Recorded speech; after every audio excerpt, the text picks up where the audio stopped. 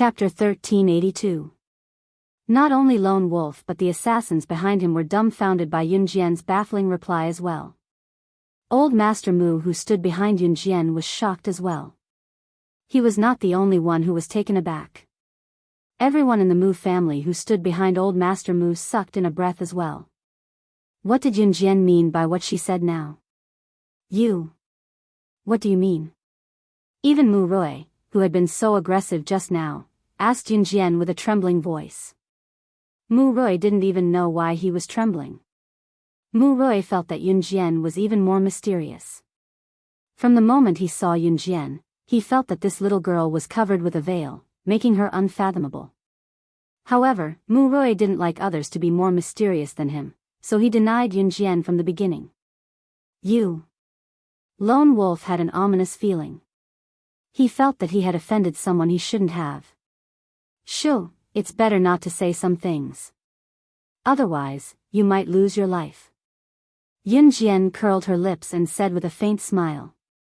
Old Master Mu and the rest of the Mu family behind him didn't know that Lone Wolf was a member of the Wuxia mercenaries. They only knew that Lone Wolf was the 9th assassin on the international assassin list. At the same time, the only thing Old Master Mu knew was that Lone Wolf must have an organization. And Yun Jian's words, was she talking about Lone Wolf's organization? And Yun Jian's words meant, Old Master Mu's eyes suddenly widened. He looked at Yun Jian, who was standing in front of him and the rest of the Mu family, and looking at Lone Wolf's group of assassins, in disbelief. Was she the one who had control of Lone Wolf's organization? No. That was impossible. How old was she? If it was her, she wouldn't have been able to go to the military academy. Grandpa Mu shook his head again and dismissed his unrealistic imagination. After hearing Yun Jian's words, Lone Wolf pondered deeply. He had already guessed what Yun Jian's words meant. Could it be that she was, however, Yun Jian interrupted Lone Wolf's you. Her following words made Lone Wolf completely abandon his desire to stand out. She is. Seeing that Lone Wolf's expression did not change, but a trace of fear flashed across his eyes, Yun Jian only smiled slightly. Lone Wolf was indeed a member of the Wuxia mercenaries. With a slight smile, Yun Jian looked at Lone Wolf and suddenly changed her tone. She asked him in fluent Hindi, "How is the organization doing recently?" When Lone Wolf heard that Yun Jian was deliberately talking to him in a foreign language, his eyes flickered. He was stunned for a moment before he came back to his senses. He glanced at Yun Jian and then spoke in the same fluent Hindi. "The organization is doing well." Yun Jian nodded and then said in Hindi, "When you go back, ask Mad Dragon to wait for us in the Amazon forest." When Yun Jian said this, Lone Wolf was stunned again. He then nodded blankly. Mad Dragon was the god of war, ranked 3rd on the international secret agent ranking. He had just been poached by Yun Jian from the Inhun organization to the Wuxia mercenaries. His status was extraordinary as soon as he joined. Seeing that Yun Jian knew so much about the Wuxia mercenaries, Lone Wolf was sure that Yun Jian was the god in his heart. "Alright, it's fine. You can leave now. Don't appear here again." This sentence was said in Chinese. Yun Jian waved at Lone Wolf after she finished speaking. Lone Wolf obediently turned around and left with the group of high-level assassins. Seeing this scene, Grandpa Mu and everyone in the Mu family were stunned. What was going on? Didn't this group of assassins say that they were here to destroy the Mu family? Why were they sent away by Yun Jian with just a few words? Chapter 1383. Rather than saying that Lone Wolf had obediently left with a group of high-level hitmen, it was more like Lone Wolf and the group of high-level hitmen had disappeared as quickly as they could, as if they had encountered something terrifying. For a moment, the surroundings fell into silence again. It was eerily quiet. The people around were all dumbfounded. They all stared at Yun Jian and opened their mouths, but no words came out. Those few high-level hitmen, in addition to their leader, Lone Wolf. Lone Wolf was ranked 9th on the international hitman rankings. Just because of a few words that Yun Jian said, did they run away with their tails between their legs? In the end, it was old Master Mu who broke the silence. Even old Master Mu, who was used to seeing all kinds of strange things, was stuttering in disbelief. They won't come back. You can sleep peacefully. Yun Jian yawned slightly, then turned around and waved at Mu Ying and Mu Shuang, intending to go upstairs to sleep. Old Master Mu and the rest of the Mu family, who were facing the threat of being wiped out, stared blankly at Yun Jian as she waved at Mu Ying and Mu Shuang to go upstairs. When Yun Jian, Mu Ying, and Mu Shuang's figures disappeared from sight, old Master Mu and the rest of the Mu family swallowed a mouthful of saliva. Grandpa, who the hell is she? And are those hitmen really not coming back? Should we leave? Otherwise, what if they come back? You can't take what she said seriously. Mu Rui still didn't believe Yun Jian's words.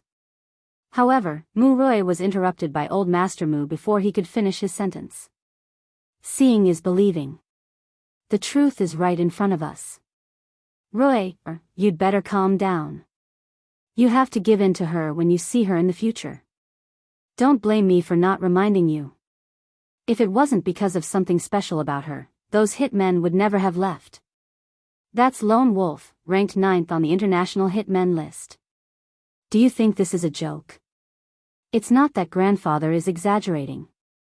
If it wasn't for her today, our Mu clan, without Xuanxu, would definitely not be able to escape the calamity of being exterminated. So, all of you better remember this clearly. From today onwards, she is our family's great benefactor. Grandpa Mu gritted his teeth and said each word solemnly. The she here was naturally referring to Yun Jian. Everyone in the Mu family responded, but in fact, everyone was amazed by Yun Jian's previous actions. The night passed uneventfully. However, as the eldest son of the Mu family, old Master Mu's eldest son, Mu Feng, couldn't sleep the entire night. Because his wife and daughter had gone missing. Even the rest of the Mu family didn't have a good night's sleep. One by one, they ran out to look for her. It was not until 4:45 a.m., when the sun had already risen from the east, that they found Madame Yang and Mu Rou in a small forest not far from the Mu residence. When they found them, Madame Yang and Mu Rou were still unconscious, but their clothes were nowhere to be found. Moreover, there were traces of being molested all over their bodies. Anyone with a discerning eye could tell what had happened with a single glance. The two of them only had a piece of clothing covering their bodies, but it couldn't cover their shame. At this moment, Yun Jian was sitting in Mu Ying's bedroom, fanning herself with a huge electric fan. Mu Shuang and Mu Ying were playing poker with Yun Jian. No. No. Who did it? Who did it? No. Sitting in Mu Ying's bedroom, she could hear Mu Feng's heart-wrenching screams coming from downstairs. His daughter and wife were both. If Mu Feng could still keep his composure at this time, it would be illogical. Yun Jian reached out and gently caressed her ears. Then, she looked up at the huge clock hanging on Mu Ying's bed. The clock's minute hand was pointing at 6:30 a.m. She got up and told Mu Ying and Mu Shuang, "It's 6:30 a.m. I should go." Then, Yun Jian turned to tell Mu Ying, "See you tomorrow in Longmen City." Both of them would depart for the Amazon forest tomorrow. Okay. Mu Ying nodded at Yun Jian. Chapter 1384.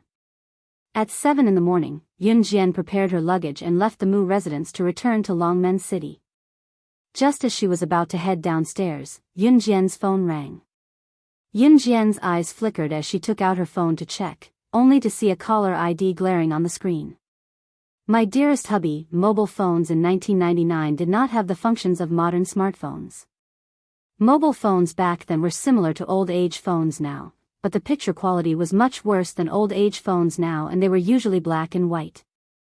Although it was called a black and white screen, the black color did not look like normal black. Yun Jian's gaze shifted slightly when she saw the caller ID. Mobile phones back then were not as good as they were now, but they could already be used as a caller ID. It was CE who added the caller ID and did not allow her to change it. He had actually secretly told her something before he left. He said that if she changed the caller ID, he would kiss her the next time he saw her. He even said that he would, cough, Cough. Just as Yunjian thought about it, Mu Shuang hopped down from the bed and went to Yunjian. As she hopped down, Mu Shuang asked with a chuckle, Jijia, who called you? As she spoke, Mu Shuang went to Yunjian and peeked at the phone in Yunjian's hand. 6 words were written on it. My dearest hubby, Jijia, are you in a relationship? Mu Shuang straightened in shock. Girls in the past did not date so openly like now. Dating was no longer a rare thing now. However, it was rare for people in the past to be in a relationship. Of course, at that time, girls also dated, but at that time, teenagers didn't date as openly as they did now. I'm married. Yunjian's words were shocking. Bang! Just as Yunjian finished, Muing flipped off the bed. Muing stood up without even a grunt of pain. She stared at Yunjian blankly, not caring that she had accidentally flipped off the bed and landed on the floor, causing a bump to swell up. You're married? Really? Muing looked at Yunjian with a rare look of surprise. She had thought that Yunjian would be a loner like her, living in the same environment as when she was young. She might even live alone for the rest of her life. Muing did not expect Yunjian to be married. Country R's marriage certificate. I'm married, Yunjian answered the call after that, leaving Muing and Mu Shuang in shock. Siyi's rich male voice rang from the other end of the phone. Xiao Jian, Siyi's voice was indescribably seductive. It was the kind of feeling that just by listening to his voice, one would feel that he was indescribably handsome. Hearing this, Mu Shuang's eyes lit up. Of course, it wasn't out of envy or jealousy, but out of pure curiosity. Yunjian replied softly. Her soft voice made Ce have the urge to drop whatever he was doing and run over to press her down on the bed. You're going to the Amazon? Ce asked dully. Yunjian answered again. It was not surprising that Ce knew that she was going to the Amazon forest. Lone Wolf would definitely listen to Yunjian and pass the message to Mad Dragon when he got back. Mad Dragon was originally a member of Ce's and Hun group. Even if he left in Hun group, he would definitely tell the truth to Ce after finding out about the relationship between Ce and Yunjian. Why didn't you ask me to go to the Amazon forest? Why did you ask Mad Dragon to come along? Under Muing and Mu Shuang's curious gaze, Ce's words came from the other end of the phone and were heard clearly by everyone present. The domineering voice with a hint of sweetness almost made Mu Shuang clap. Chapter 1385. Mu Shuang loved the feeling of pairing someone as perfect as Yunjian with a man who was equally perfect. She did not say a word, but her hands were already clasped together like she was a witness who was about to witness the birth of a perfect couple. For some reason, Yunjian detected a hint of hostility in Ce's words when she heard Ce's words. It was the kind of strong and possessive smell of gunpowder. It was similar to the gunpowder left behind from a rocket launcher she used to play with. You don't have to come since you're so busy, Yunjian said in the next second after pressing her lips together. Just as Yunjian said that, Ce's muffled voice came from the other end. Xiao Jian, you're being naughty again when I'm not around these few days? I'll teach you a lesson when I get back. The word, take care of, didn't sound like a normal way of taking care of someone. It sounded more like the tone of a couple flirting. There was also a sense of longing that made one's imagination run wild. Mu Shuang grabbed a pillow and buried her head in it when she heard that. She did not hear what Ce said to Yunjian. She was still young, she did not want to get a needle's eye. Yunjian's cheeks were obviously flushed. After the silence, she continued, I'm going back to Longmen City now. Talk to you later. Okay, Ce replied with a muffled reply. Yunjian's cheeks were slightly flushed. This made Muing a little surprised. It was obvious that Ce was not satisfied on the other end. When Yunjian was about to hang up, she suddenly told Ce, I'll wait for you to come back. After that, she hung up the phone and stood up. Wow, sister and sister's husband have such a good relationship. Mu Shuang, who had buried her head in the pillow, raised her head and clapped, blinking her eyes mischievously. Yunjian didn't have the strength to defend herself at all. Yun Jian blushed and then said to Mu Ying and Mu Shuang, I'm leaving first. Then she picked up her school bag and walked out of the door. Hee, sister is blushing. After Yun Jian left, Mu Shuang smiled at Mu Ying. Yun Jian did not hear what she said. The bus ride from Min City to Longmen City took about an hour or two. It had been a month since she returned to Longmen City. When Yun Jian arrived, it was just past 9 in the evening. Qin Yiru was still at work. Qin Yiru had quit her job for a while and had been a housewife at home for a long time. However, she suddenly felt that there was no social zone to be a housewife at home. If one did not go out, one would not know the outside world at all. In addition, she stayed at home and her children had gone to school. Although she would go out to train, she did not know many people and had nowhere to go. Although Mrs. Yang and Qin Yiru got along quite well previously, it was unrealistic for her to be with Mrs. Yang all the time. Considering her social circle, Qin Yiru went to look for another job. This time, Qin Yiru found a job as a florist. A monthly salary of 800 yuan was considered pretty good for a florist in 1999. It was not like being a floor sweeper in Yun Jian's new cruise. Most importantly, it was quite relaxing to be a florist, so Qin Yiru was working in the florist now. The florist's employees were mostly middle-aged women in their 30s or 40s. It was the biggest florist in Longmen City and occupied a large area. Qin Yiru was chatting with a woman of her age who was arranging flowers. This woman, who was the same age as her, came from a decent family. Like her, she was also looking for a social circle. However, the difference was that the woman was dressed rather fashionably while Qin Yiru was dressed in street clothes. The woman did not know about Qin Yiru's family background. The woman was Lu Shan, a local. She had a son who was in his second year of high school. When parents stood together, it was inevitable that they would talk about their children. It was the same for Lu Shan. Yiru, I heard that your child just finished his middle school exams. Which high school did your child get into in Longmen City? Lu Shan looked at Qin Yiru and asked with confidence. Parents in Longmen City like to speak with results. Whoever's child got into a good high school would have a bright future ahead of them. Those who did not have good results or could not get into a good high school would be seen as mediocre for the rest of their lives, the scum of society. My daughter got into Min City's military school, Qin Yiru said with a smile. What? A girl got into a military school? Yiru, you're just fooling around with your daughter? Shouldn't a girl get into a good high school and find a stable job after graduation and marry into a good family? What's your daughter thinking? Why aren't you persuading her?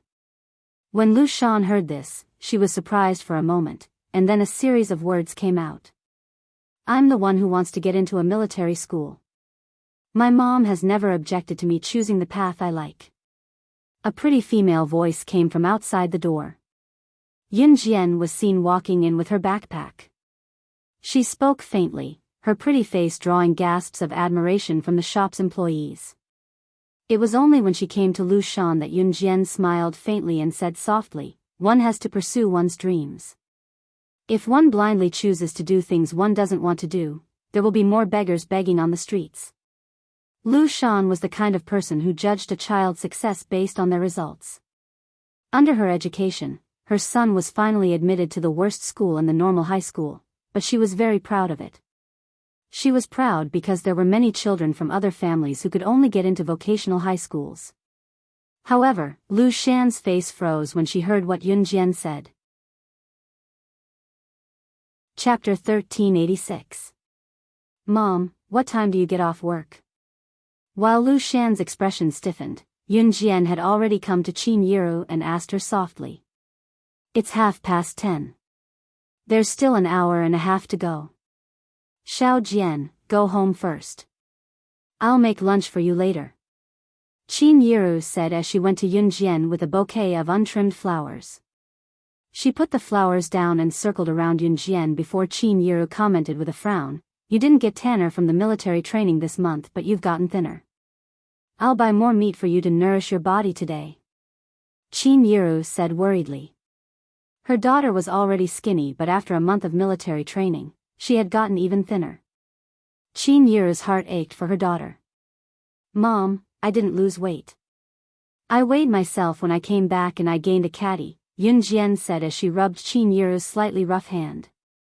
In fact, Yunjian had really gained weight. Height and weight were measured at the beginning and end of military training. Qin Yu thought that Yunjian had gotten thinner, but this was only Qin Yu's opinion as a mother. She thought that it was impossible for Yunjian not to lose weight after going to the military school for a month. "You're still too skinny. You have to nourish your body," Qin Yu said as she held Yunjian's hand and patted the back of Yunjian's hand. Yunjian and Qin Yu were talking and neglected Lu Shan. This made Lu Shan even more displeased. How can there be a month of military training? Isn't it usually 7 days? Lu Shan asked Qin Yu and glared at Yunjian as she spoke. "My daughter is studying in the military school. The military school's military training lasts a month," Qin Yu explained to Lu Shan with a smile as she patted Yunjian's hand. The manager of the florist came in from the front door. The manager of the flower shop was quite young. She was only in her 30s. It was said that the manager, the woman named Wen Min, had opened the shop when she was in her 20s. It had been more than a decade since she opened it, growing from a small florist shop to the biggest one in Longmen City. Wen Min was no doubt a capable person. Wen Min came in from outside and went to Qin Yu to tell Qin Yu and Lu Shan. "Don't be in a hurry to leave after work. I'll treat all the employees to lunch at the restaurant nearby. If you have family members at home who need you to go home to cook lunch, you can call your family members over for lunch." Wen Min was a very gracious manager. Considering that many of the employees in the store needed to rush home to cook lunch for their children or husbands, she simply asked the employees in the store to call their families over for lunch. Wen Min was surprised to see Yunjian before she turned to ask Qin Yu, "Is this your daughter? She's really pretty. Remember to bring her over for lunch later." Wen Min said and left after exchanging a few pleasantries with Qin Yu. Qin Yu did not refuse. Since the manager had said so, Qin Yu could only tell Yunjian, "Xiao Jian, go sit on the bench over there for a while. Come have lunch with me later." There was no one at home since the children were in school, so Qin Yu told Yunjian. Yunjian went to sit on the bench after listening to Qin Yu and took out the weapons books Mu Ying gave her to read from her bag. Although she already knew all these weapons like the back of her hand, she had used all of them before. Whether it was planes, tanks, or cannons. The introduction in the books was more comprehensive and the author of each book had a different introduction to the weapons. Just as she was engrossed in the books, a sarcastic voice rang beside her. "Yo, you're still reading? What are you reading?" "What? World's famous guns? You're a girl, can you understand this kind of book?" It was Lu Shan. Lu Shan had thought that she did not have a sense of presence in front of Yunjian just now, so she had come over to teach her a lesson, so she spoke in a sarcastic tone. She had thought that Yunjian was reading books related to studying and that Yunjian's grades were poor, so she wanted to come over and ask if Yunjian's grades were worthy of the word reading. She did not expect Yunjian to be reading books related to weapons. Just as Lu Shan spoke, something that shocked her even more rang out. Yunjian answered faintly, I can understand it. It's just that it's different from actually using it. The author of this book doesn't know enough about guns." As soon as he said this, Lu Shan immediately exclaimed, "From what you're saying, could it be that you've actually operated these guns?" Chapter 1387. Yunjian's words left Lu Shan's mouth agape, slightly stunned. When she regained her senses, Lu Shan continued, "How could a teenage girl like you have touched a real gun? What's with the latest gun? Don't tell me you've touched one in your dreams. You're saying that these guns are outdated?" Ha! At this point, Lu Shan could not help but add, "The person who wrote this book has studied it thoroughly. The person who wrote the book had done his research. How could he not know about handguns? How could a little girl like you be spouting nonsense? I see that your mother is usually serious and proper. Why is a little girl like you full of nonsense? Lu Shan walked over to lecture Yunjian. And now, she had indeed achieved her goal. Catching the chance, Lu Shan lectured Yunjian fervently. With that, Yunjian narrowed her eyes. Yunjian ignored Lu Shan. She walked over and zipped up her bag, holding the book in one hand and the bag in the other. Then, she walked to the bench on the other side and sat down. She put down her bag, flipped open the book, and continued reading. She moved to another spot, but she did not bother with the talkative middle-aged woman. Some of the female staff around them saw this and covered their mouths in amusement. This young lady is interesting. A female staff chuckled and turned to look at where Qin Yiru was a distance away. She then called out to the woman who had gone far away, "Miss Qin, I'm sorry, Miss Qin. Yiru, your daughter is interesting." Qin Yiru did not fully understand her shout and did not react for a while. Lu Shan stomped her feet angrily and walked toward Yunjian. However, just as Lu Shan took 2 steps toward Yunjian, there was a sound from the florist's entrance. A man's voice called out to Lu Shan. "Mom, I'm not feeling well today, so I took the day off. My younger sister insisted on looking for you, so I brought her here." Lu Shan had a son and a daughter. Her son was in his 2nd year of high school and her daughter was only 4.5 years old. Her mother-in-law was taking care of her at home. Hearing her son's voice, Lu Shan hurriedly turned around and saw her son, Ningsheng, standing there impatiently. "Mom! Mom!" Her daughter, little Yuan, ran over and ran into Lu Shan's arms. It was still a school day. Ningsheng had taken the day off not because he was not feeling well, but because he had agreed to go shopping with his girlfriend. He had brought his younger sister, little Yuan, here to cover up his actions. However, Ningsheng did not expect to see such a scene. A young girl around the age of 16 lowered her head slightly, her long and narrow eyelashes fluttering up and down. She sat quietly on the rest bench, quiet, but so beautiful that no one could ignore her existence. Ningsheng's restless mood immediately turned for the better. "Mom, what's the work?" "I'll do it for you." Ningsheng hurried to Lu Shan, wanting to show off in front of Yunjian, so he spoke to Lu Shan proactively. "I'll get off work soon, so I'm almost done with my work," Lu Shan said and placed little Yuan on the floor. She glared at Yunjian before patting little Yuan's hand and telling her, "You're right. Go play with that big sister over there. Be good. She's very nice. She'll play with you." Lu Shan knew that her daughter, little Yuan, liked to wreak havoc, so she revealed a sinister smile. Sure enough, little Yuan quickly ran over and said to Yunjian, "Big sister, I'll play with you." As she spoke, little Yuan grabbed Yunjian and placed her bag beside her without asking for her permission. Her bag was unzipped as she had changed books just now. When little Yuan grabbed the bag, all the things inside fell out. Lu Shan thought that her scheme had succeeded. She looked up and saw the things that fell out of Yunjian's bag with her son. In addition to a few weapon books, there were more than 20 butterfly knives, as well as various blades and daggers. She thought that since Yunjian was a girl, she would definitely have some girly things in her bag. She did not expect that Yunjian's bag would be filled with knives.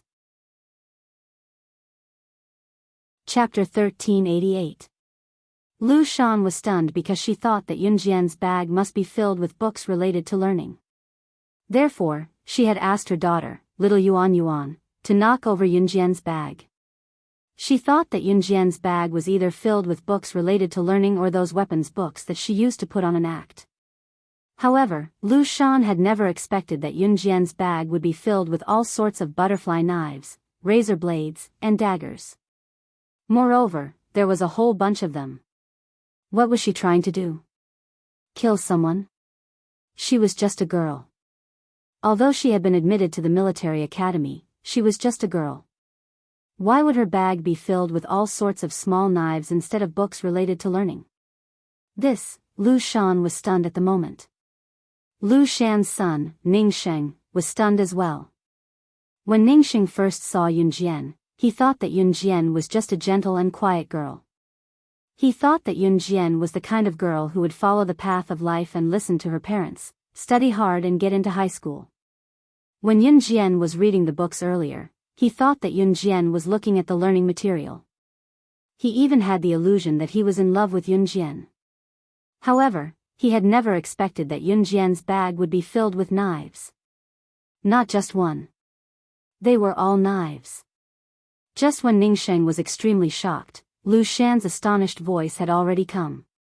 She shouted in a panic, "Oh my God! You're a girl. It's normal for you to have books on weapons in your bag. Why aren't there any textbooks in your bag? There's only a black pen. Everything else is knives. Why are you so weird, little girl?" Lu Shan's screams quickly attracted the attention of the other employees in the florist. Qin Yiru was also attracted by Lu Shan's screams. She saw that her daughter Yunjian's bag had been overturned and that it was filled with all sorts of knives. "Oh my God! Everyone, come and take a look. Yiru, your daughter's bag is filled with knives." Those who didn't know better would think that he was going to kill someone. Look, look. Lu Shan's shouts continued unabated. After the commotion, even the manager of the flower shop, Wen Min, came back. Yunjian lowered her eyes. Lu Shan was still hooting. "Pick it up." Just as Lu Shan's long-winded words continued, Yunjian's faint voice suddenly sounded. Hearing this, everyone present was stunned. Lu Shan was also stunned. She didn't expect that Yunjian would actually shout at her daughter, "Little Yuan Yuan," to pick up the knife that had fallen over. Lu Shan's little daughter, Little Yuan Yuan, who loved to cause trouble, pretended not to hear Yunjian's words. She even pulled Yunjian's bag and shook out the last thing in Yunjian's bag. Hee hee. Fun. Lu Shan's daughter, Little Yuan Yuan, even laughed out loud. Then, she patted Yunjian's bag and tossed it to the ground. "Pick it up." Yunjian raised her voice. She frowned and suddenly raised her voice. Her shout frightened Lu Shan's daughter, Little Yuan Yuan, so much so that she trembled and burst into tears. This bag was the one that Qin Yiru had bought for her. When Qin Yiru saw this, she was about to go up and help Lu Shan's daughter, Little Yuan Yuan, pick up her bag when she was stopped by Yunjian. "I was just about to test the power of these knives. Are you guys trying to challenge my limits?" Yunjian said casually, but the words that came out of her mouth made one's hair stand on end. "I'll pick it up, I'll pick it up." Lu Shan was shocked. She was afraid that Yunjian would really do something to her daughter, so she quickly squatted down to pick up the knives one by one and put them back into the bag. Lu Shan was picking up the knives, but her attention was still on Yunjian.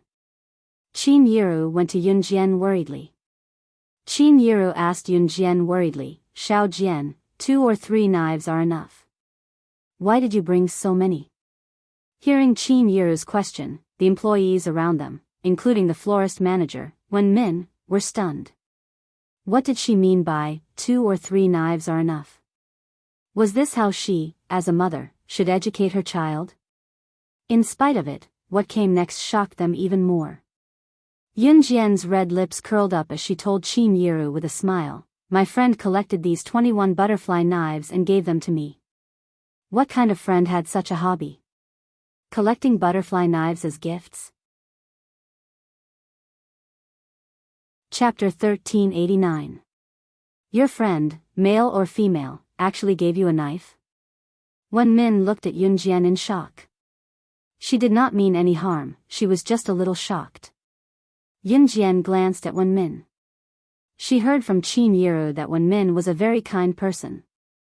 Although she was the owner and manager of the flower shop, she was never harsh on her employees. She would even treat her employees for a meal, and she would pay for all the expenses. Considering that the employees in the shop were all women in their 30s and 40s who had to rush home to cook for their children or husbands, Wen Min even asked the employees to invite their families over for a meal. There were not many managers like this in this day and age. It could be said that they were extremely rare. She's a girl. She's my best friend. Yunjian's red eyes widened slightly as she replied to Wen Min. Yunjian's expression was very serious when she spoke. It did not seem like she was joking. At this time, Lu Shan quickly picked up all the knives that her daughter had scattered on the ground. Lu Shan stood up straight. She had been watching Yunjian's every move. Now that she heard Yunjian's words, Lu Shan did not wait for Wen Min to speak and spoke first. Heh, what friends of life and death. What kind of ups and downs can you guys go through at this age? I'm afraid you guys haven't even stepped out of society yet. How can you be my best friend? Young people, you should be more realistic when you speak. Lu Shan had ordered her daughter to flip through Yunjian's bag. She thought that she had the upper hand in front of Yunjian. However, she did not expect Yunjian to threaten her with such a tone. Lu Shan loved her daughter very much, so she quickly rushed over to help Yunjian pick up the knife. She was afraid that Yunjian would do something to her daughter. Lu Shan's tone was sarcastic, but the people around them could hear the displeasure she felt toward Yunjian in her words. Yunjian ignored her. Therefore, the atmosphere quickly became gloomy. It's time to get off work. Go pack up and go to the restaurant. Everyone can go for lunch. Wen Min finally felt that the atmosphere was not good, so she suggested. Hearing Wen Min's words, everyone agreed. Lu Shan also felt that it was boring, so she took her son and daughter to the restaurant first. Mom, let's go, Yunjian said to Qin Yiru as she stood up and zipped up her bag. I'll go wash my hands first. Qin Yiru nodded and went to the back door of the florist. The Kulai Xian restaurant was just an ordinary restaurant with a large round table. There were many employees in the flower shop, so Wen Min arranged 2 tables for them. After everyone sat down, Yunjian found that Lu Shan and her son and daughter were also sitting at the same table as her and Qin Yiru. Manager Wen Min was also sitting at the same table as him. Yunjian lowered her eyes and didn't say anything. At the dining table, a large group of people immediately started chatting. After a while, the topic turned to the children's studies. Lu Shan was still holding a grudge. At this moment, she could not wait to present Yunjian's poor studies in front of everyone. Of course, it was Lu Shan's own opinion that Yunjian was poor in her studies. After all, why would a girl who was good in her studies go to a military school? Of course, her results were good when she got into a military school, but Lu Shan remembered Qin Yiru saying that Yunjian was the default candidate for the military school. If that was the case, Yunjian's results must be poor. My son's school is number 3 high school. He didn't do well in the middle school entrance exam, but he still got into a regular high school, Lu Shan boasted proudly before turning to ask Qin Yiru. Yiru, your daughter got into a military school. Her results should be okay, right? How's her middle school entrance exam results? Lu Shan asked. However, she thought to herself, how good can her results be if she was sent there by default? Adults at this age like to talk about their children's results. If they were good in their studies, it meant that they had a bright future ahead of them. They did not know that they were extremely stupid. My results are average. Yunjian did not let Qin Yiru continue the conversation and answered calmly. Lu Shan's smile widened when she heard that. However, before Lu Shan's smile could widen, Yunjian's words were heard in the next second, startling every parent present. Chapter 1390.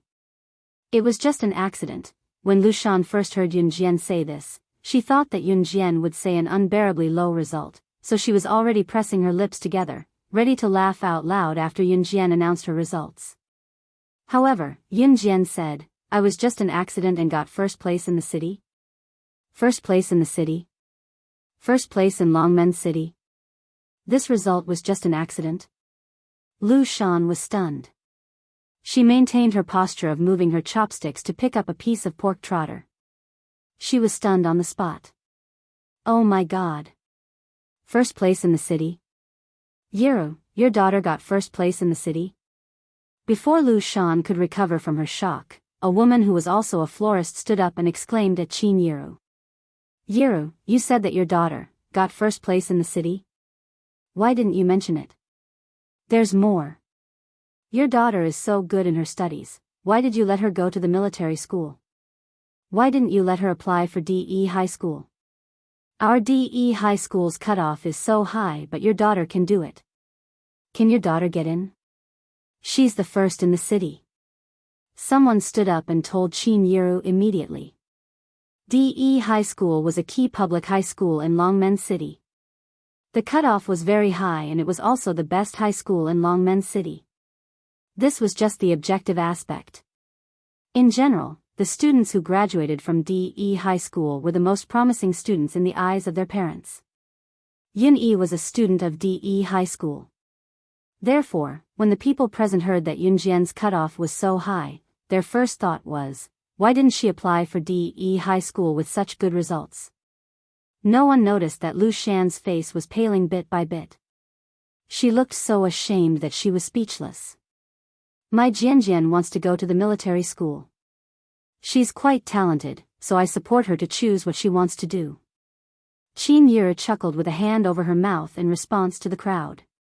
Qin Yiru was very low-key and humble. She was very kind to others and was not vain. Although she had such an excellent daughter, she never bragged about it. To be able to do this, it had to be said that people like Qin Yiru were very rare. The surrounding women sighed. Everyone felt that it was a pity that Yun Jian didn't go to the first high school with her grades. Lu Shan, who was a little ashamed just now, suddenly raised her head. That was right. Even if Yun Jian had gotten first place before, she was still the former top student of Longmen City. She was stupid to have chosen the military school.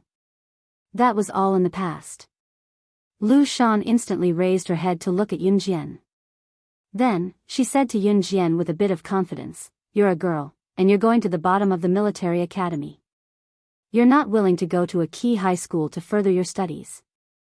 Isn't that stupid?" Lu Shan's words made Yun Jian raise her eyebrows. At the bottom? Yun Jian raised her eyebrows and almost couldn't help but chuckle. When did she say that she was at the bottom of the military academy? Isn't that so? You're a girl, and you want to compete with boys in terms of strength? Do you think you can beat him? Lu Shan said in succession, and there was a strong sense of confidence in her voice. Was there a need for a girl to compete with a boy in terms of strength? Of course, it was the boys who were stronger. Just as Lu Shan finished speaking, Yun Jian took out a certificate from her pocket and placed it in front of Qin Yiru. She ignored Lu Shan directly and spoke to Qin Yiru instead. "Mom, I'm first place in the freshmen's military training this time. There are 3 freshmen who entered the elite class directly. I'm one of them while the other 2 are my friends. The school gave this certificate to me as a reward for being the first place. I can take leave and leave school anytime during classes in the future. There's no need for any reason." As she spoke, before Lu Shan and the rest could digest it, Yun Jian spoke again while they were still stunned. Chapter 1391. What Yun Jian said stunned everyone present. First of all, Yun Jian had won first place in the military training. No one present was surprised that the military school would rank students for their military training. What they did not expect, however, was that Yun Jian had won first place in the military training. That, moreover, the women present were mostly parents. To them, their children's studies were the most important. In Longmen City, being able to get into DE High School was akin to being the top scorer in ancient times to many parents. Yet, Yun Jian said that her brother had represented DE High School in the language competition and won first place in the province. For the time being, let's not talk about winning the provincial first prize, which was enough to shock people to the core. Based on the first part of the sentence, was Yun Jian's brother not Qin Yiru's son? Qin Yiru had a son and her son had gotten into DE High School. Her daughter was so outstanding that she had won first place among the freshmen when she had just entered the school. Yiru, your son and daughter are so outstanding. Even the store manager, Wen Min, stood up in shock as she looked at Qin Yiru and exclaimed in bewilderment. Qin Yiru did not expect Yun Jian to blurt everything out. She was taken aback as well, only coming back to her senses after a while. My Xiao Jian and Xiao Yi are only this good. As a mother, I'm quite happy, Qin Yiru said with a smile. Exactly. If I had a daughter and son as good as you, I'd be over the moon. Sigh, speaking of this, I'm pissed off when I think of my disappointing son. Wen Min chimed in as well, but she was smiling at Yun Jian and Qin Yiru the entire time. There was a tinge of helplessness in her tone, but it was more genuine than anything else. Qin Yiru soon struck up a friendly conversation with the other employees in the store. Knowing that Qin Yiru's son and daughter were so outstanding, many of them took the initiative to befriend Qin Yiru. People were all like that. It wasn't surprising that they would follow whoever was outstanding. However, Yun Jian had achieved her goal. She wanted Qin Yiru to have a better life in the flower shop and make more friends. Of course, Qin Yiru's original intention of working in the flower shop was to make more friends. Lu Shan recovered from her shock. Although she was unwilling, she couldn't say anything at this moment. She could only stare blankly. In the end, Lu Shan was so angry that she nearly vomited blood. It was because his son had failed to live up to his expectations and kept staring at Yun Jian as if he was completely infatuated with her. So you're studying at Min City's military academy? I'm studying in 3rd high school. You're welcome to hang out with me. Ning Xing stared straight at Yun Jian as he invited her. Ning Xing had snuck out of school to go on a date with his girlfriend. However, ever since he saw Yun Jian, his heart had been hooked by Yun Jian. He even chased her all the way here and shamelessly sat down at her table. Yun Jian ignored him. At this moment, a woman at the same table pointed at the door and exclaimed, "Wow, what a handsome young man." Just as the woman finished, Yun Jian turned to look and met a pair of sharp, dark eyes that were as sharp as an eagle's. The man made his way over after meeting Yun Jian's gaze. Every movement he made as he made his way over was so cool that it was enough to make all the women in the room squeal in delight. Whose family is this young man from? He's so handsome, another woman exclaimed. Chapter 1392. He was the only one who could accompany her, no matter where it was. Ce stared fixedly at Yun Jian as if he wanted to bore a hole through Yun Jian. Yun Jian was a little embarrassed by Ce's words. Besides, there were so many people around. She lowered her head out of shyness when Ce grabbed her hand. Qin Yiru, who was sitting beside Yun Jian, covered her mouth and laughed silently. Qin Yiru was about to speak when Ning Sheng, who was sitting opposite Yun Jian and had been staring at Yun Jian, looked at Ce in disbelief. Then he asked Yun Jian, "Who is he?" It was as if they were denouncing Yun Jian for her crimes. Yun Jian heard Ning Sheng's words and reached out to grab Ce's large hand. Then she replied softly, She considered that Ce was too busy, so she didn't ask Ce to accompany her to the Amazon forest. She also asked Mad Dragon to go with her because Mad Dragon was also an assassin from Anhun. There were 3 assassins who had survived with Yun Jian from Anhun. Besides Yun Jian, Mad Dragon was one of them. Mad Dragon was also there when she was sent to the organization, so Mad Dragon knew Muing. Yun Jian knew that Mad Dragon and Muing had some feelings for each other when they were young. Although they were not even 10 years old at that time, Mad Dragon and Muing liked each other. When Muing died in place of Yun Jian, Mad Dragon was tricked out by a group of children in the organization. That was why Mad Dragon only found out about Mu Ying's death. At that time, Kuang Long was on the brink of insanity. The only thing Yun Jian knew after that was that Kuang Long killed all the people who tricked him out. Yun Jian asked Mad Dragon to wait for them in the Amazon forest because she wanted Muing and Mad Dragon to meet. She didn't know that Ce would be so jealous that he sent Mad Dragon away. What Amazon forest? Speaking of which, Yiru, why is your daughter being intimate with an outsider in front of you? You have to keep a close eye on such an outstanding daughter. Don't let some riffraff kidnap her. Lu Shan had spoken with the intention of competing with Yun Jian, but now that she saw how outstanding Yun Jian was and that her son, Ning Sheng, was interested in Yun Jian, Lu Shan wanted her son to marry such an outstanding daughter. She might be jealous, but she would be part of her family once they married her. Lu Shan was shameless. She had treated Yun Jian this way in the beginning, but when she saw that Yun Jian was good-looking, capable, and had a brother who studied in DE High School, Lu Shan thought to herself. That was how Lu Shan thought of it. She should take a look at how her son looked like.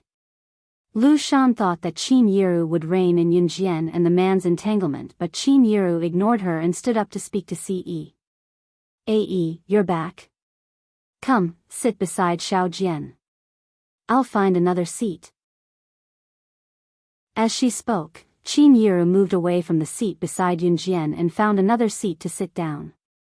It was only after she was seated that Qin Yiru replied, Huh? Entangling with an outsider? Since when did my Xiao Jian entangle with an outsider? As she spoke, Qin Yiru really did not know what Lu Shan was referring to as she looked around. Qin Yiru was not pretending. She really did not know. Lu Shan's face darkened when she heard what Lu Shan said. There, aren't they entangling with an outsider? Lu Shan pointed at Ce and Yun Jian exasperatedly. It was then that Qin Yiru realized that Lu Shan was referring to Ce. Chapter 1393. In Qin Yiru's heart, she had long treated Ce as family. To Qin Yiru, Ce was family. Therefore, Qin Yiru did not react when Lu Shan said that Yun Jian was messing around with an outsider. When she heard Qin Yiru say that Ce was her chosen son-in-law and that Ce was family, Lu Shan nearly vomited blood in anger. Lu Shan thought that Qin Yiru would realize that her daughter was messing around with a man after what she said just now. Who knew that she would say, Yiru, are you serious? Your daughter is still so young and she already has a chosen son-in-law. Wen Min asked in disbelief, taking a few more glances at Ce. Ce was handsome. His fair complexion coupled with his murderous eyes made it impossible for anyone to ignore his presence. That was all it took to describe his handsomeness. Wen Min asked out of pure curiosity. Since she had asked this, Wen Min couldn't help but ask another question. Of course, her tone was still mixed with the weight of a joke. Don't tell me that you've arranged a marriage for your daughter? Wen Min's words sparked a conversation between everyone and Qin Yiru. Qin Yiru chuckled with a hand over her mouth and replied to Wen Min, Of course not. I advocate for children to love freely. Look, my Xiao Jian and Ae are interested in each other. I can't stop them from being together, can I? Ae's a rare good kid. Qin Yiru was not an extremely old-fashioned person. To her, it was fine as long as Yun Jian was happy. Lu Shan was about to vomit blood when she heard what Qin Yiru said at the end. Lu Shan had never expected Qin Yiru to be so optimistic about her daughter's relationship. She was still thinking of having her son abduct such an outstanding daughter from Qin Yiru's family. Ce had already taken the seat that Qin Yiru vacated for him. When he turned to look, he could already tell what Lu Shan, the old hag, was up to. Since he came in, he could feel Ningxing's gaze sizing up his Xiao Jian as if his life depended on it. Ce did not let go of Yun Jian's hand even after he took his seat. His other hand reached into his trouser pocket to take out a large booklet and placed it on the round table before spinning the turntable to move it to Qin Yiru. This is my marriage certificate with Xiao Jian. It's registered in country. We're real. He and Xiao Jian were real now, they were real, so he did not mind letting more people know about it. Ce said as he turned the booklet to Qin Yiru. No one expected Ce to do this, so everyone stopped what they were doing when they heard Ce's mellow voice. This is... Lu Shan was stunned. She thought that Ce and Yun Jian were just a couple and did not expect Ce to take out his marriage certificate. Aren't you still underage? Lu Shan did not even realize that there was a marriage certificate in country R. She only knew that Yun Jian and Ce were married. It's a marriage certificate in country R. Xiao Jian and I are husband and wife now, so we're protected by the law. Ce cut Lu Shan off, speaking to Qin Yiru. Everyone thought that Qin Yiru would scold Yun Jian and Ce. After all, it was one thing to admit that Yunjian and Ce were together, but it was another thing to register their marriage as it was protected by the law. Who would have thought that Qin Yiru would clap her hands excitedly? She opened her mouth openly and shamelessly under everyone's gaze, saying, "Great. We've even registered our marriage. Ae, you're amazing. It'll be legal and reasonable for Xiao Jian to give birth to a grandson or granddaughter soon." Chapter 1394. Qin Yiru accidentally blurted out her true thoughts. Once Qin Yiru said it, Yunjian's cheeks flushed instantly. Lu Shan's face darkened at the same time. Ningxing froze on the spot, looking at Yunjian and Ce in disbelief. She was married? She was married? Did that mean he had no chance? Ningxing did not even think about what kind of person he was and whether he was worthy of Yunjian. Most importantly, Ningxing had a girlfriend of his own. His girlfriend must have left in a fit of anger at him for standing her up. While everyone was stunned, Ce raised a brow with a slight smirk and uttered words that made everyone's imagination run wild in the next second, "I'll work hard." It was a continuation of what Qin Yiru said earlier. Once he heard Ce's half-understood words, Ningxing's face darkened as if he had just eaten dog poop. Lu Shan's face darkened as well. "Jian, we're here." Just as Yunjian's head was about to hit the floor in embarrassment, 3 people walked into the restaurant. The person who led the way to greet Yunjian was Qinsini. Qinsini shook her head at Yunjian and ran over to grab Yunjian's other free hand, telling her, "Yunjian, I'm not going anywhere." "Jian, you're back. When you said you were here just now, I dragged Zhang Xiaofeng and Ling Yichen over to look for you. They even said they wanted ice cream before coming over." "Heh." I directly threw away the ice cream in their hands. "Don't you think I'm amazing?" Qinsini knew that Yunjian was coming back today, so she asked Yunjian where she was on the phone just now. When she found out that Yunjian was at the restaurant, Qinsini happened to be nearby, so she dragged Zhang Xiaofeng and Ling Yichen over. After graduating from junior high school, everyone was admitted to different high schools. Qinsini and her friends were still studying in Longmen City, but Yunjian had gone to Min City. Qinsini and her friends had just finished their military training, so they were on break now that it was school time. Yunjian snapped out of her shyness and looked up to meet Qinsini's gaze that said, praise me, praise me." "You're tanned," Yunjian commented quietly as she glanced at Qinsini and her friends. "Oh, it's Sini. Are you guys playing around here too? It's been a while since I saw you. Come visit me when you're free." Qin Yiru greeted Qinsini when she saw her.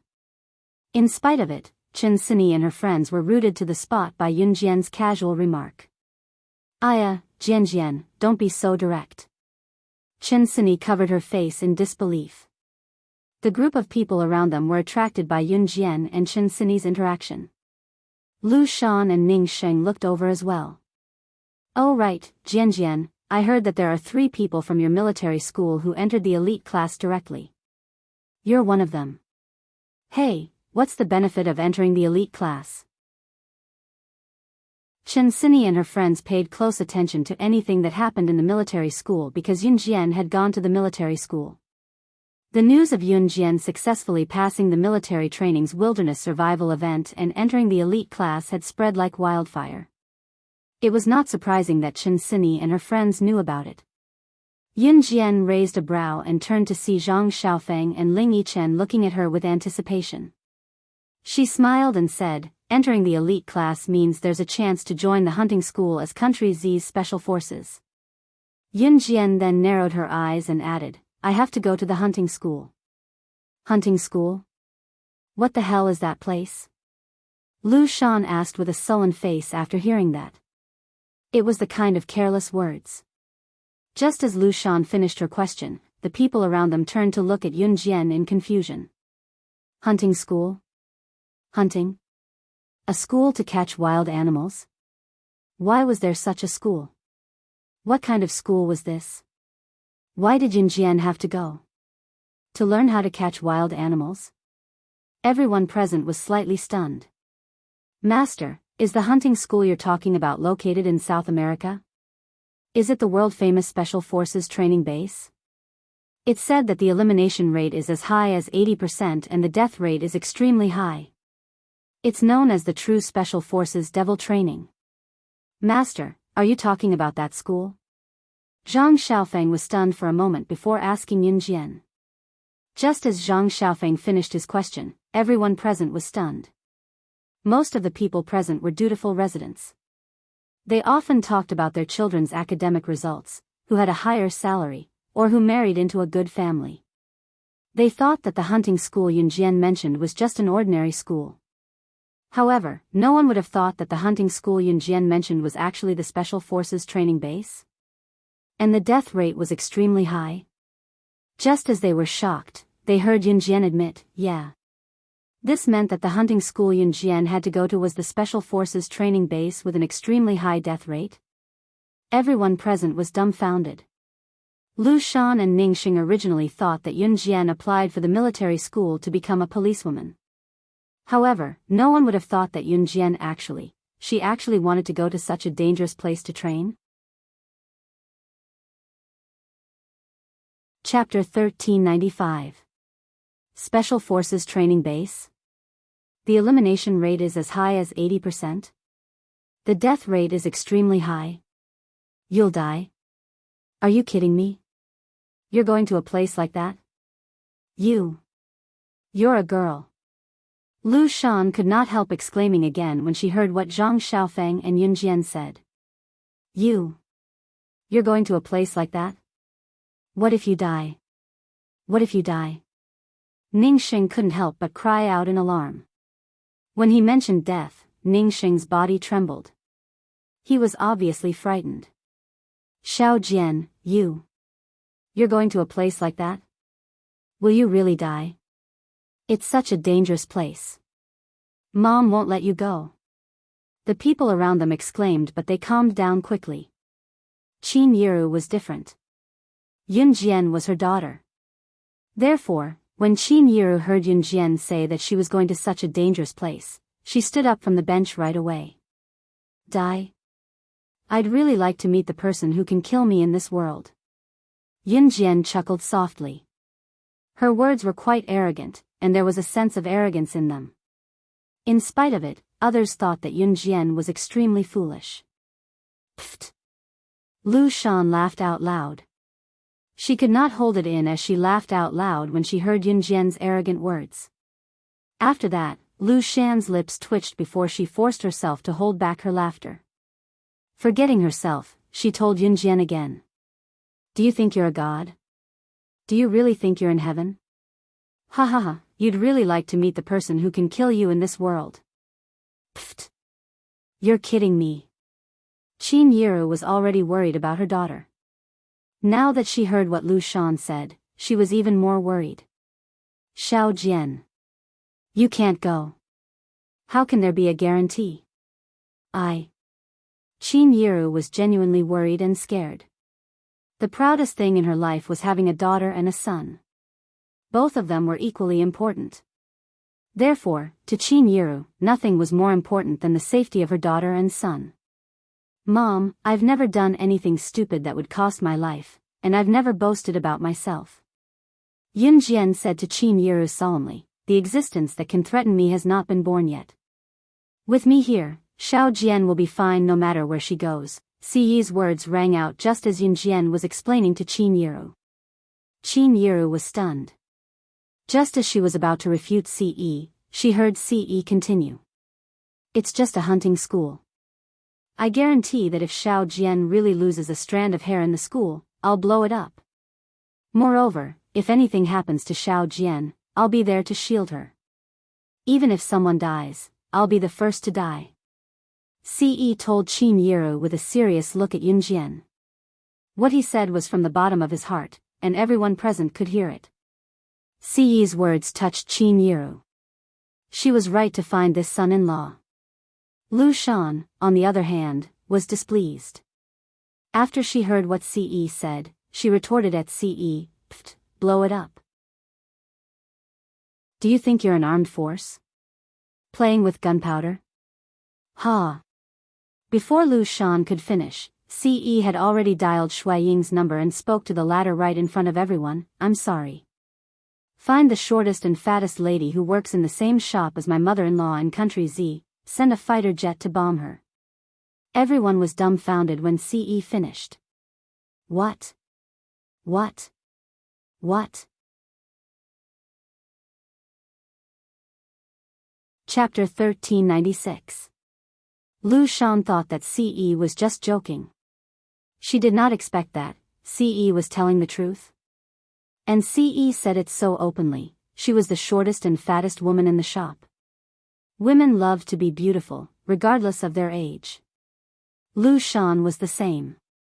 Therefore, when she heard Ce say that she was the shortest and fattest woman in the shop, Lu Shan was stunned. When Lu Shan came back to her senses, the first thing that came to her mind was not that Ce wanted to bomb her house, but Ce actually said that she was the shortest and fattest woman in the shop. Lu Shan was stunned. She was so shocked that she couldn't even speak. The rest of them were the first to react to what Ce said. Young man, don't tell me you're serious. Wen Min was shocked because Ce did not seem to be lying when he spoke. Ae, child, don't mess around. Qin Yiru had heard about Ce's family background from Dong Wan and knew that Ce came from an extraordinary family. Therefore, Qin Yiru knew that Ce was telling the truth. When Lu Shan recovered from her anger, she still did not believe Ce. She even lectured Qin Yiru. Oh Yiru, is this the kind of son-in-law you want? Bombing with fighter jets? Ha ha ha, do you think I'm stupid? Do you think I don't know anything? As Lu Shan spoke, Ce's phone rang again. In spite of it, Ce pressed the answer button. Snow Eagle's voice came from the other end. Young master, the fighter jets haven't arrived yet. I've locked onto the target floor with missiles. Should we bomb it across the sea? And Han Group's influence was comparable to a country. This wasn't nonsense. As soon as he said that, everyone present was dumbfounded. The other party actually called Ce, young master? It felt like it was real. No, this is real. Lu Shan was completely stunned.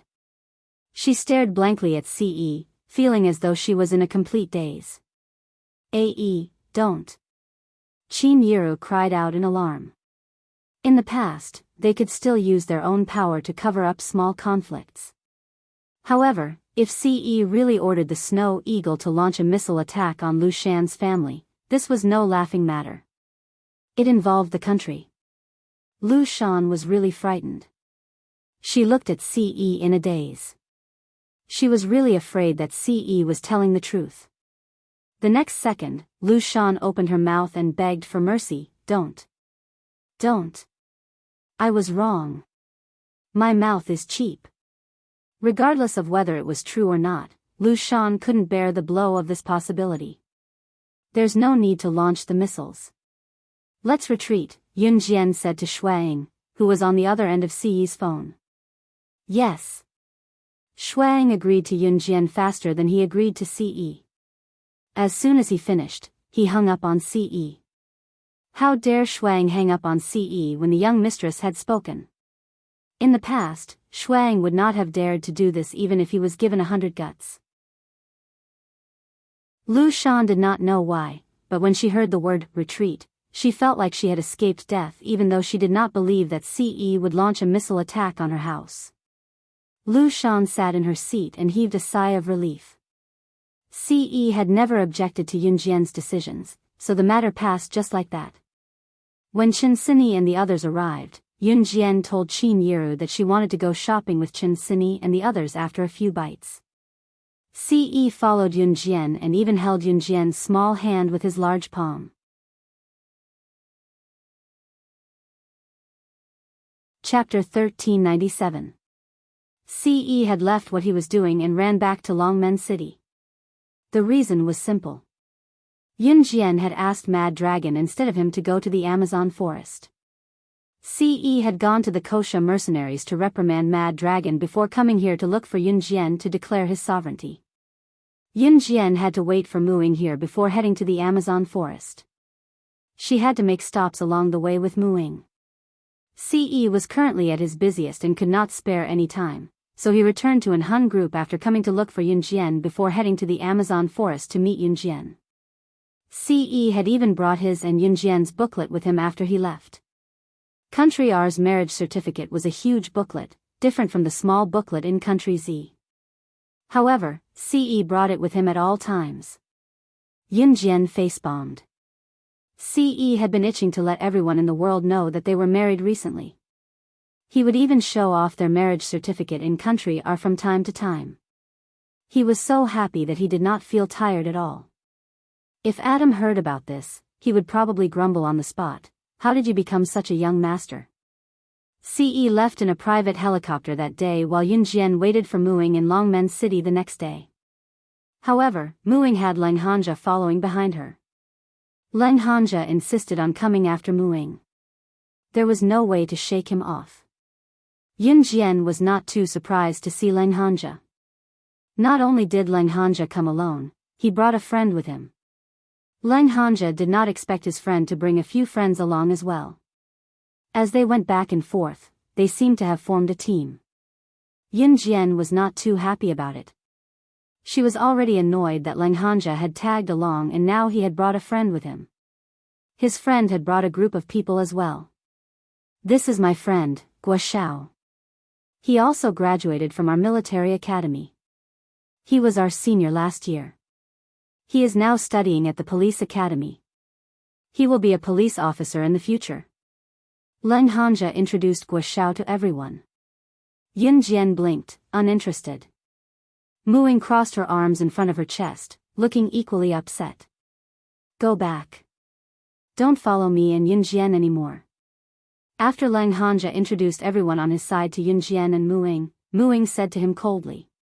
It was obvious that Muing did not want Lang Hanja to tag along as well. What's wrong with you? Brother Hanja deliberately followed you to protect you. It's been so many years. It's no secret that Brother Hanja likes you.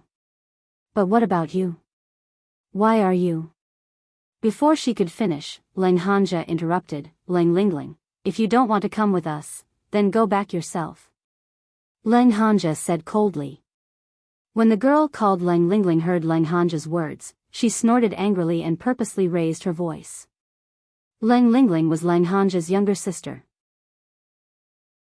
She tagged along because she liked Lang Hanja's friend, Guo Xiao. All of you, shut up. Yun Jian suddenly scolded just as the group was talking noisily. Everyone stopped what they were doing and talking when they heard Yun Jian's scolding.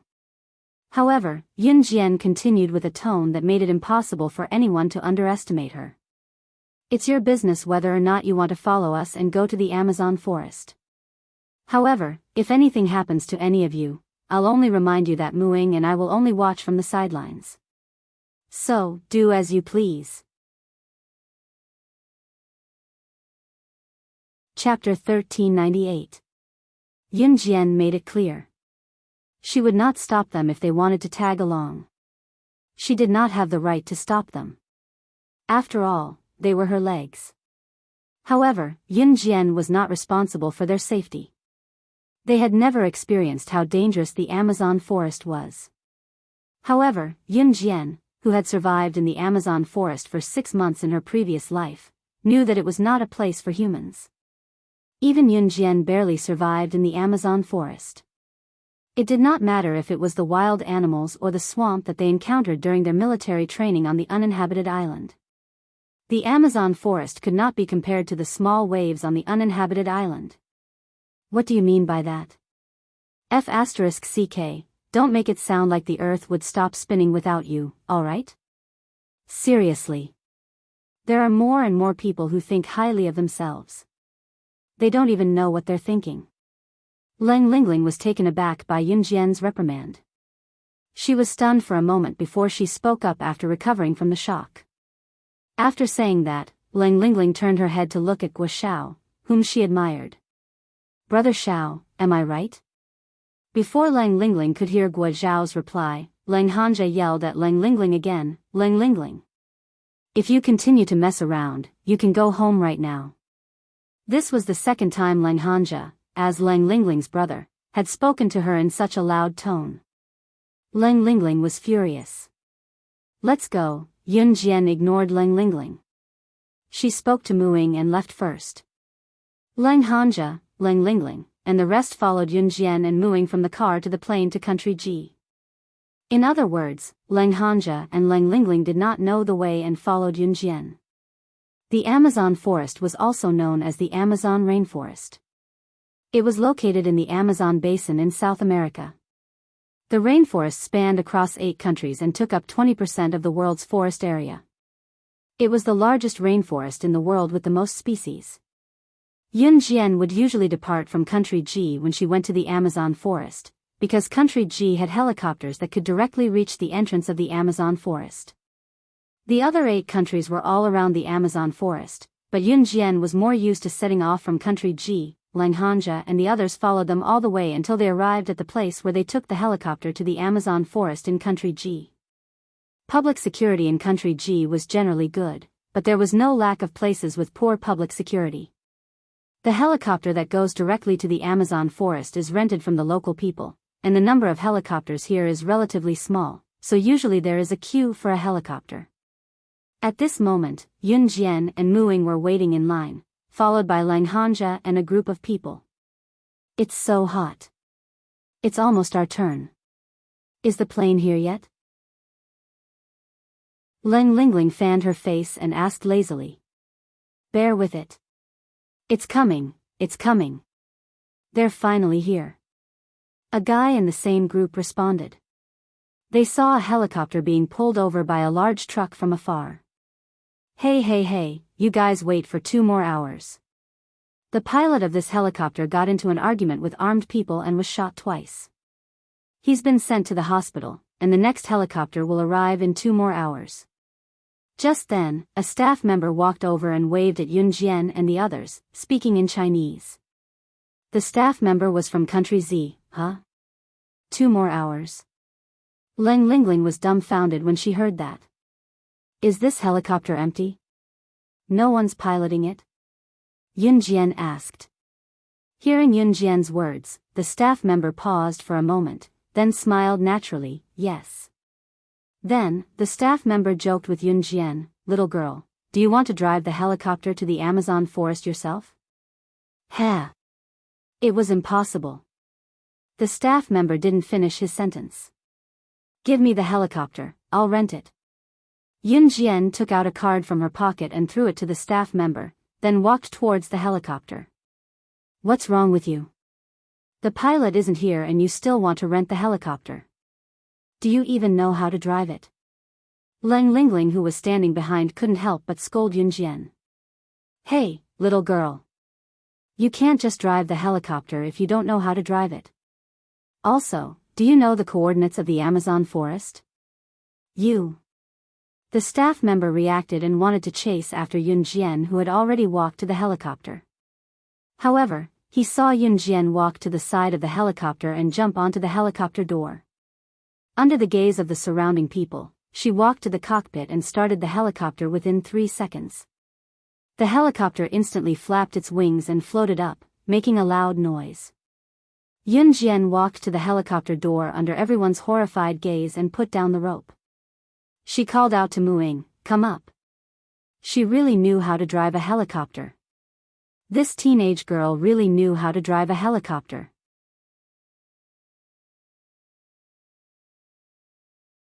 Chapter 1399. Muing went over and grabbed the rope that Yun Jian had let down from the helicopter in a few steps. Grabbing the rope nimbly, she climbed up to the side door of the helicopter from the ground. No matter how much the staff tried to dissuade and disbelieve that Yun Jian knew how to fly a helicopter, Yun Jian's actions just now and the fact that she actually knew how to fly a helicopter had completely shocked the staff. After Muing jumped onto the helicopter with the rope, she stood at the side door of the helicopter and looked down at Lang Hanja, Lang Lingling, Guo, and the others. In the end, Muing locked her gaze on Lang Hanja. The helicopter was already 3 meters above the ground. Unless Yun Jian or Muing let down the rope and Lang Hanja and the others could climb onto the helicopter, Langhanja, and the others could only get onto the helicopter. However, when the helicopter was 3 meters above the ground, it was obvious that Yunjian did not intend to travel with Langhanja and the others. Hey! Alright, we know that you can fly a helicopter. Why aren't you lowering the helicopter? Quick! It's so hot that I'm about to peel off my skin. It's so hot, hurry up and let us sit on it. Leng Lingling was stunned, but she did not think too much about it. Instead, she waved at Yunjian and asked Yunjian to lower the helicopter so that they could sit on it. Let's part ways here. Yunjian gave a simple reply. Yunjian did not say anything else. Leng Lingling was taken aback by Yunjian's words before she broke out in a torrent of abuse. Leng Lingling began to yell at Yunjian. Muing stared at Langhanja. She pursed her lips and said, I'm no longer the same person as before. I'm no longer the Muing of the past. I've told you this more than once. Now, I'm telling you the same thing. Don't come to me again. We're not from the same world. Muing had told Langhanja more than once that they were not from the same world.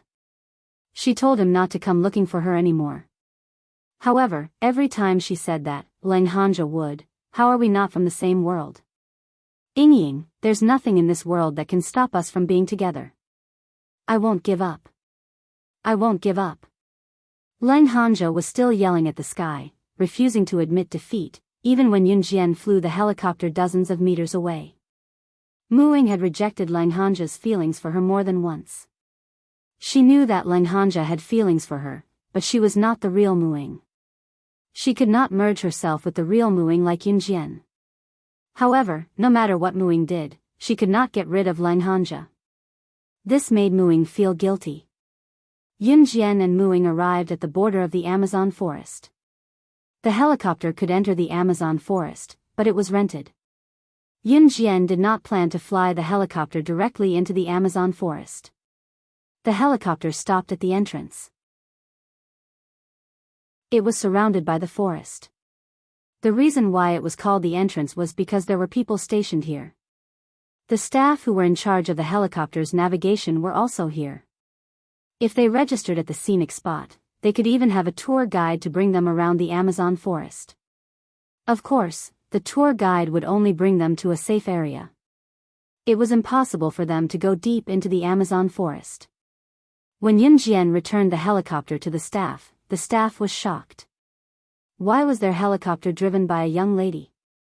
By the time they reacted, Yunjian was already far away. Yunjian had just walked to Muing and was about to pack her things with Muing to enter the Amazon forest when a clear male voice came from behind. The male voice stopped Yunjian and Muing in time. Chapter 1400. We're not going with a group. Yunjian immediately denied the guy's words. She didn't even look at the guy's face before she spoke. Hearing Yunjian's simple words, the guy was stunned, but he didn't give up. Instead, he walked to Yunjian and Muing. Then, he looked at Yunjian and Muing. The guy spoke again as if he was trying to persuade Yunjian and Muing to agree with him. It's not good for the two of you to enter the Amazon forest by yourselves. The Amazon forest isn't an ordinary forest. There are ferocious beasts inside. You might get into trouble if you go by yourselves.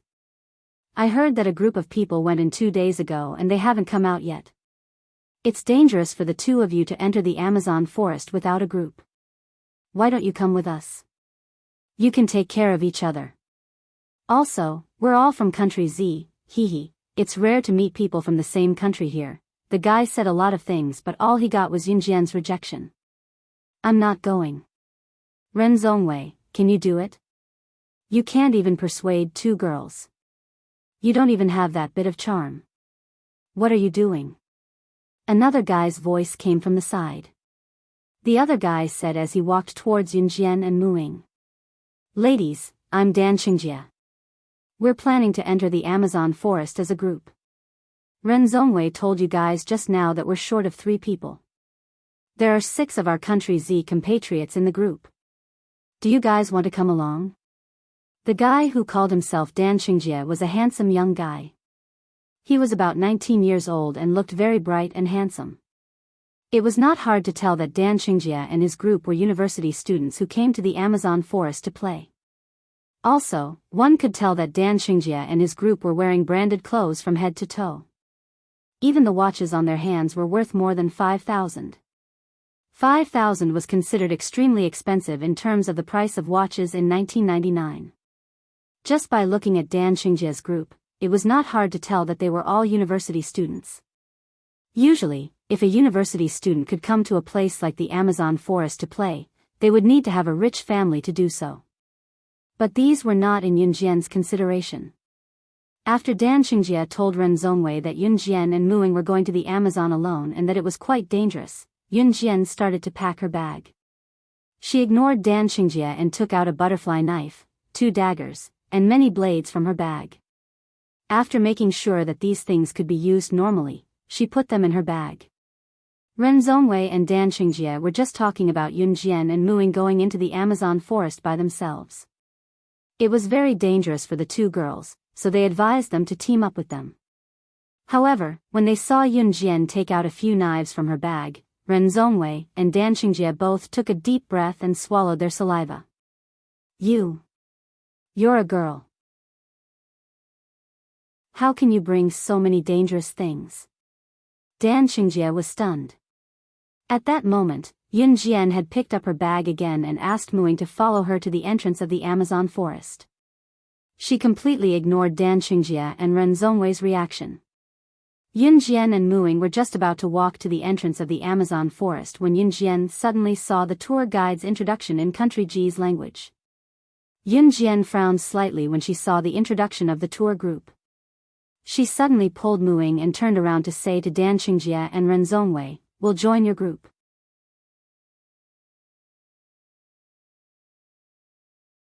Chapter 1401. After Yunjian finished speaking, Dan Qingjie and Ren Zhongwei both looked up at her and said in unison, "Really? You guys are really willing to join us?" Yunjian's previous attitude was really too cold, so it gave Dan Qingjie and Ren Zhongwei an inexplicable illusion that Yunjian would not join them. So when they heard Yunjian's words, Dan Qingjie and Ren Zhongwei felt like they had misheard. "Lead the way." At this moment, Yunjian nodded and said. Muing did not understand why Yunjian wanted to follow the tour group halfway.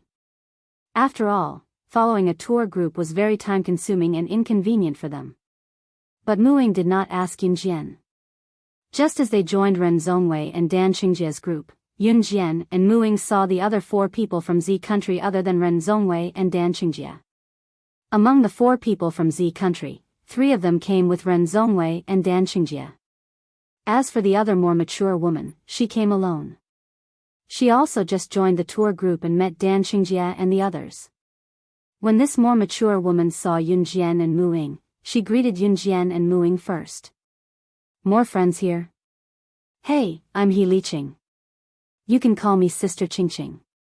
Don't be shy." The mature woman who called herself He Liqing was obviously a beautiful and gentle big sister, but there was also the air of a mature sister in her gentleness.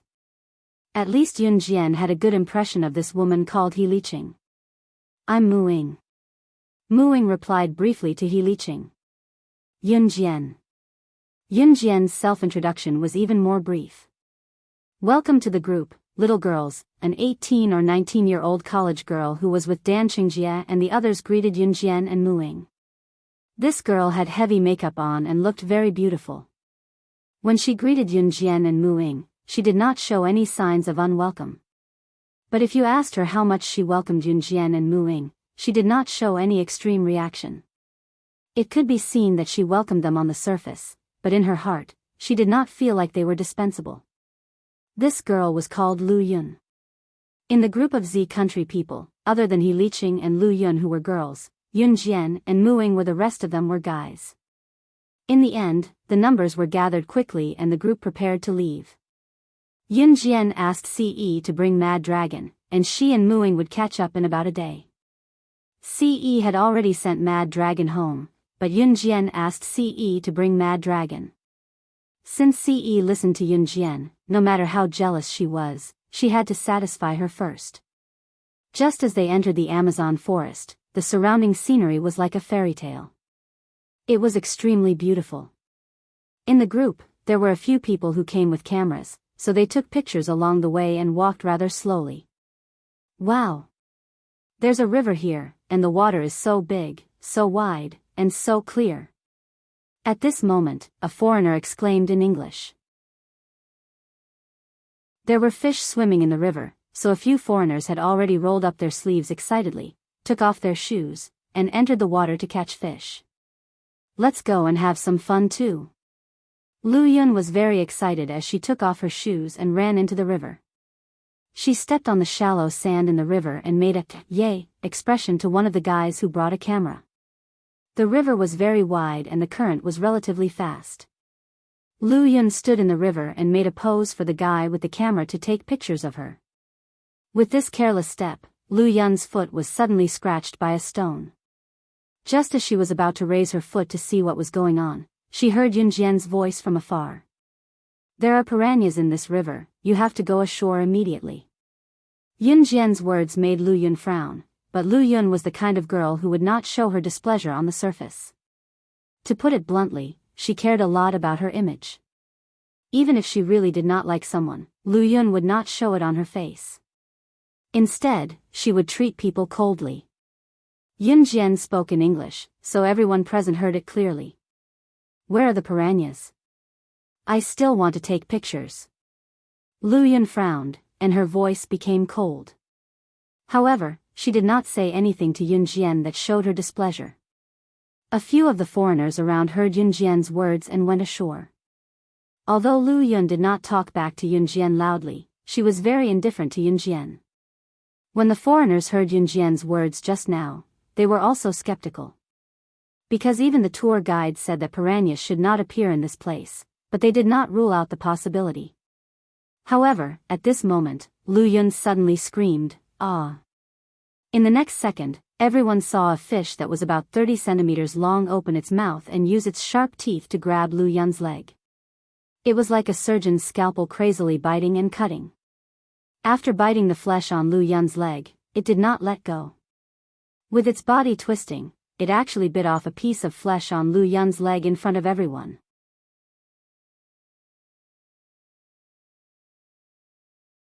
Chapter 1402. Any smell of blood will trigger a large group of piranhas to attack violently. You still have 3 seconds to go ashore. After 3 seconds, even the gods won't be able to save you. Yunjian said calmly as she looked at Lu Yun's leg that was bitten off by the piranhas. Piranhas usually attacked in groups. There was once a child who accidentally fell into a pond where piranhas were rearing. Within a few minutes, he was gnawed alive and turned into a horrifying skeleton. This was not nonsense. It was an ironclad fact. Ah! No! No! Lu Yun, who was bitten on her leg, was so scared that she didn't even care about the pain on her leg. She immediately jumped ashore. This piranha that bit her leg didn't want to let go. In the end, Lu Yun desperately shook her leg a few times before it let go. Lu Yun herself didn't see it. The second after she jumped ashore, everyone on the shore saw the piranhas behind her as if they were injected with chicken blood. They rushed towards her without any regard for their lives. Some of them even bit Lu Yun's skirt. They directly bit Lu Yun's skirt. Ah! Ah! Will they come ashore? Someone was so scared that he screamed and wanted to run away. Ah! It hurts. Lu Yun also sat on the ground and couldn't move. Waves of pain came from her leg. A piece of the flesh on her leg that was bitten by the piranhas had already fallen off. Just looking at it was terrifying, let alone actually experiencing it. Am I going to die? Lu Yun hugged her legs and started wailing. Everyone shut up. Just as the people on the scene were extremely noisy, each and every one of them was scared out of their wits. Some of them even wanted to go back the way they came and didn't want to continue this trip. Yunjian yelled at everyone to stop. Even Lu Yun was trying her best to endure the pain. She was so scared that she quieted down.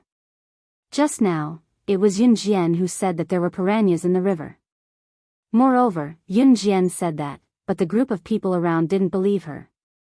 Yun Jian, how did you know that there's food in the river, piranhas? Dan Xingjie was so scared that he started to stutter. Yun Jian did not answer Dan Xingjie's question directly. She glanced at everyone around them and spoke in English that everyone present could understand coldly. I'm sorry, but I'm sorry.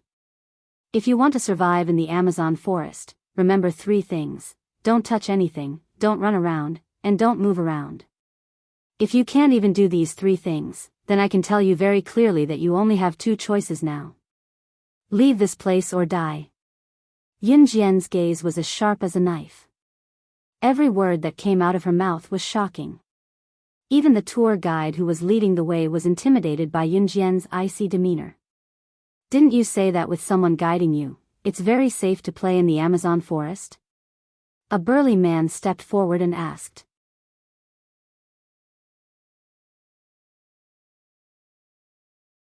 Chapter 1403. The meaning of Yun Jian's words was that she would not team up with trash. The trash she referred to everyone present. In other words, although she had joined this tour group, she would not team up with anyone in the tour group.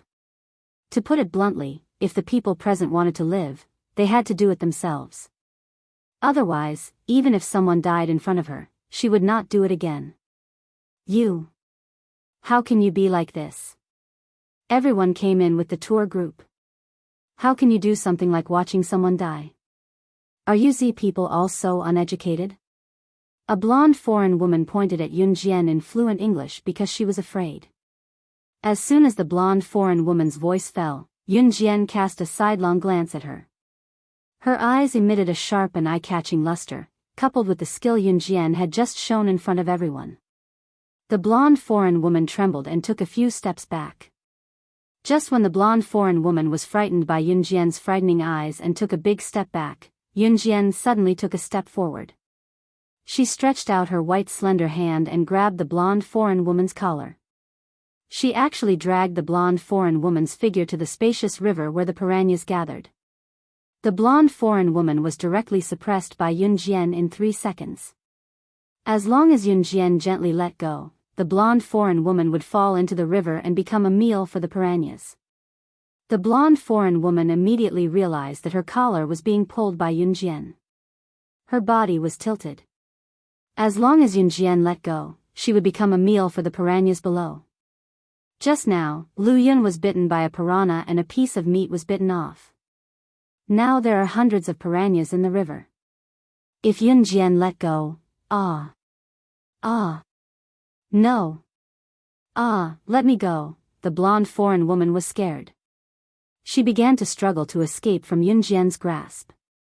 However, Yun Jian's strength was so great that the blonde foreign woman had no room to break free. For the first time, the blonde foreign woman felt terrified and regretted what she had just said. At this time, Yun Jian's soft words reached the blonde foreign woman's ears. At the same time, everyone present was shocked. So you can choose not to listen to me. Don't worry, I'll let you experience what it's like to be uneducated.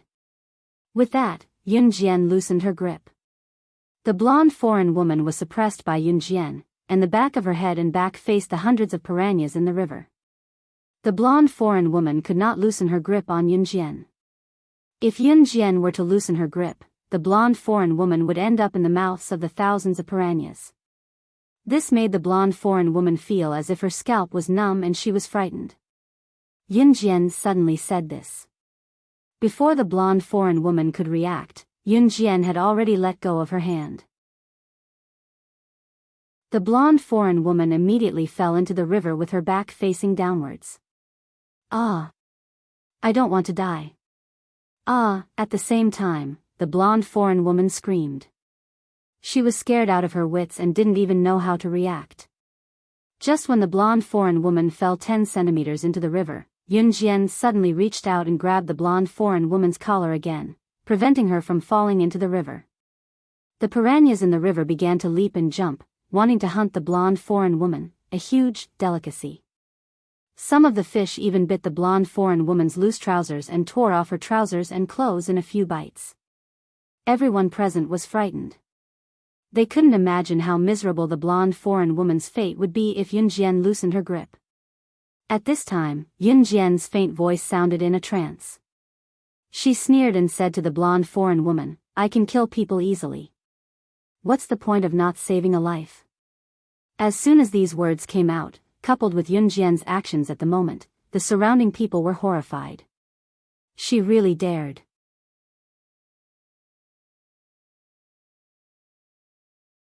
Chapter 1404. Yunjian's words stimulated the hearts of everyone present, especially Ren Zhongwei and Dan Qingjie, who invited Yunjian to join their group. Ren Zhongwei and Dan Qingjie both thought that Yunjian was just an ordinary girl, so when Yunjian and Muing wanted to go to the Amazon forest alone, they came to invite them.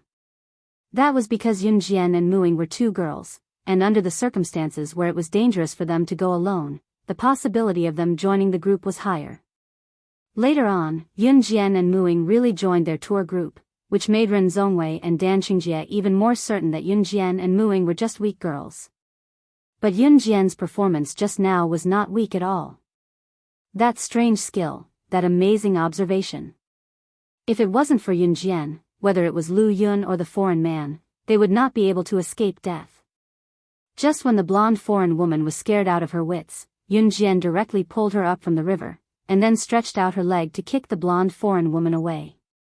The blonde foreign woman was already scared out of her wits. After being thrown to the ground by Yunjian, the foreigners who were with her immediately came forward to help her up.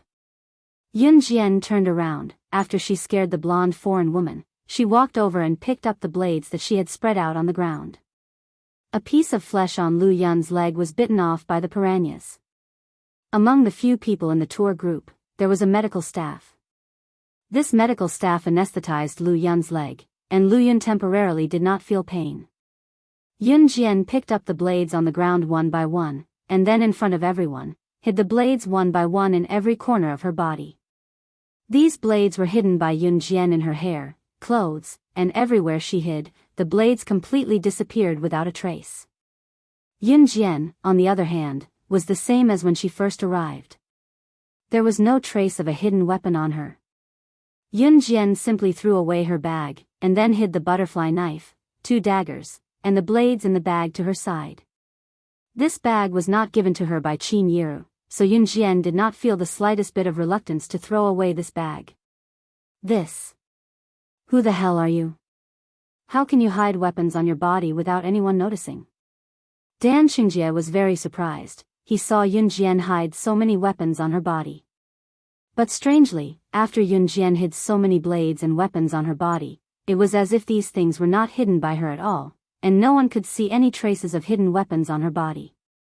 After being reminded by Dan Qingjie, the surrounding people all realized this point and were a little surprised.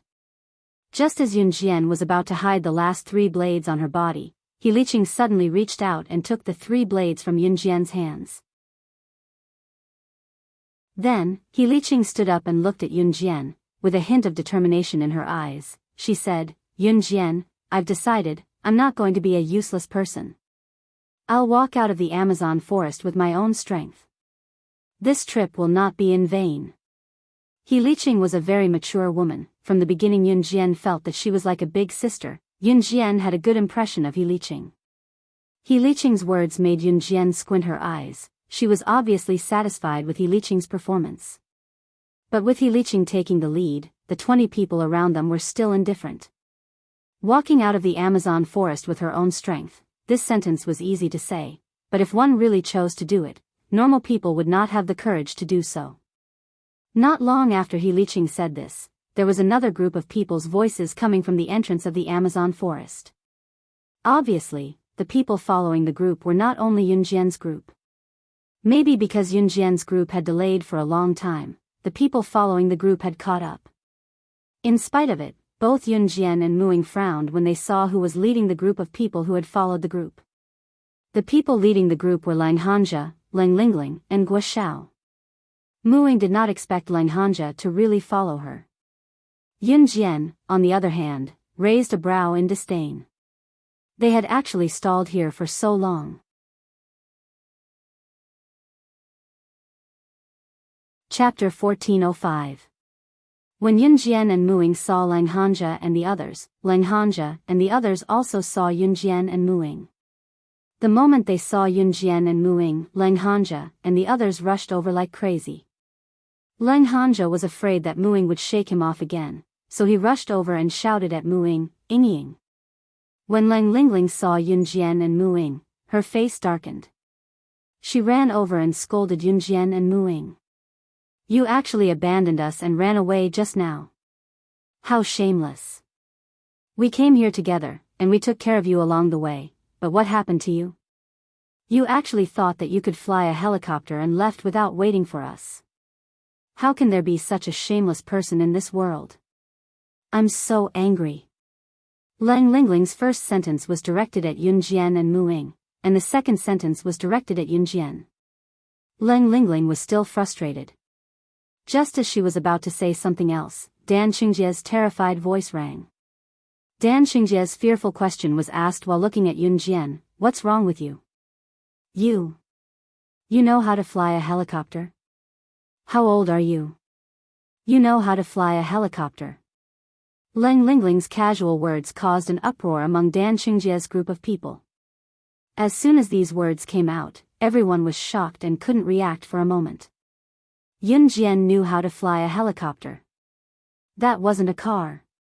It was a helicopter. A helicopter pilot had to learn for a few years before he could officially operate a helicopter, let alone fly one. "I'm a pilot. I accidentally saw this girl from Z country flying a helicopter." At this moment, a clean-looking foreign man with a high nose bridge and brown hair spoke in English. Everyone present could speak English, and their English was not bad. So when the foreign man spoke, everyone turned to look at Yunjian. However, the foreign man who claimed to be a pilot exclaimed, and his tone was full of admiration for Yunjian. "I've been flying for more than 10 years, and I've seen many old pilots operate a helicopter. Today is the first time I've seen a girl operate a helicopter with such precision. This doesn't seem like something a teenage girl can do. Even my master, Captain Mitterrand, can't fly a helicopter so perfectly like her. She avoided the airflow and operated it smoothly without any turbulence." The foreign man who claimed to be a pilot had already reached the point of admiration for Yunjian. When the people around them heard the foreign man's words, they were all stunned. Lang Lingling originally wanted to scold Yunjian, but she didn't know that the people around her admired Yun even more. "Pfft, what are you bragging about? Who knows if you're with her and purposely praising her?" Lang Lingling glared fiercely at Yunjian, and just when she was about to refute, Yunjian suddenly narrowed her eyes, and she felt the slight change in the atmosphere. In the next second, the birds and beasts in the silent forest suddenly screamed and retreated as if they had met their natural enemy. "What's wrong?" Suddenly feeling the silence around her, and the chirping of the birds and beasts before they left, Lang Lingling was so scared that she trembled violently. Then, she asked in fear. Just as he asked the question, a group of black people jumped out from all directions. These people were wearing clothes made of various animal skins. A few of them were bare-chested, and they held sharp wooden weapons in their hands. They surrounded Yunjian and the others in the middle. When they saw these people, who jumped out from all directions, the people around them exclaimed. The tour guide even shouted in surprise.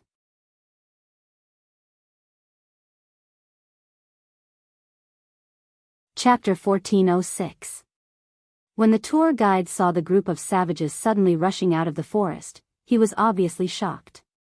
There was one reason for this shock, and that was that this group of savages was actually called the Savages tribe.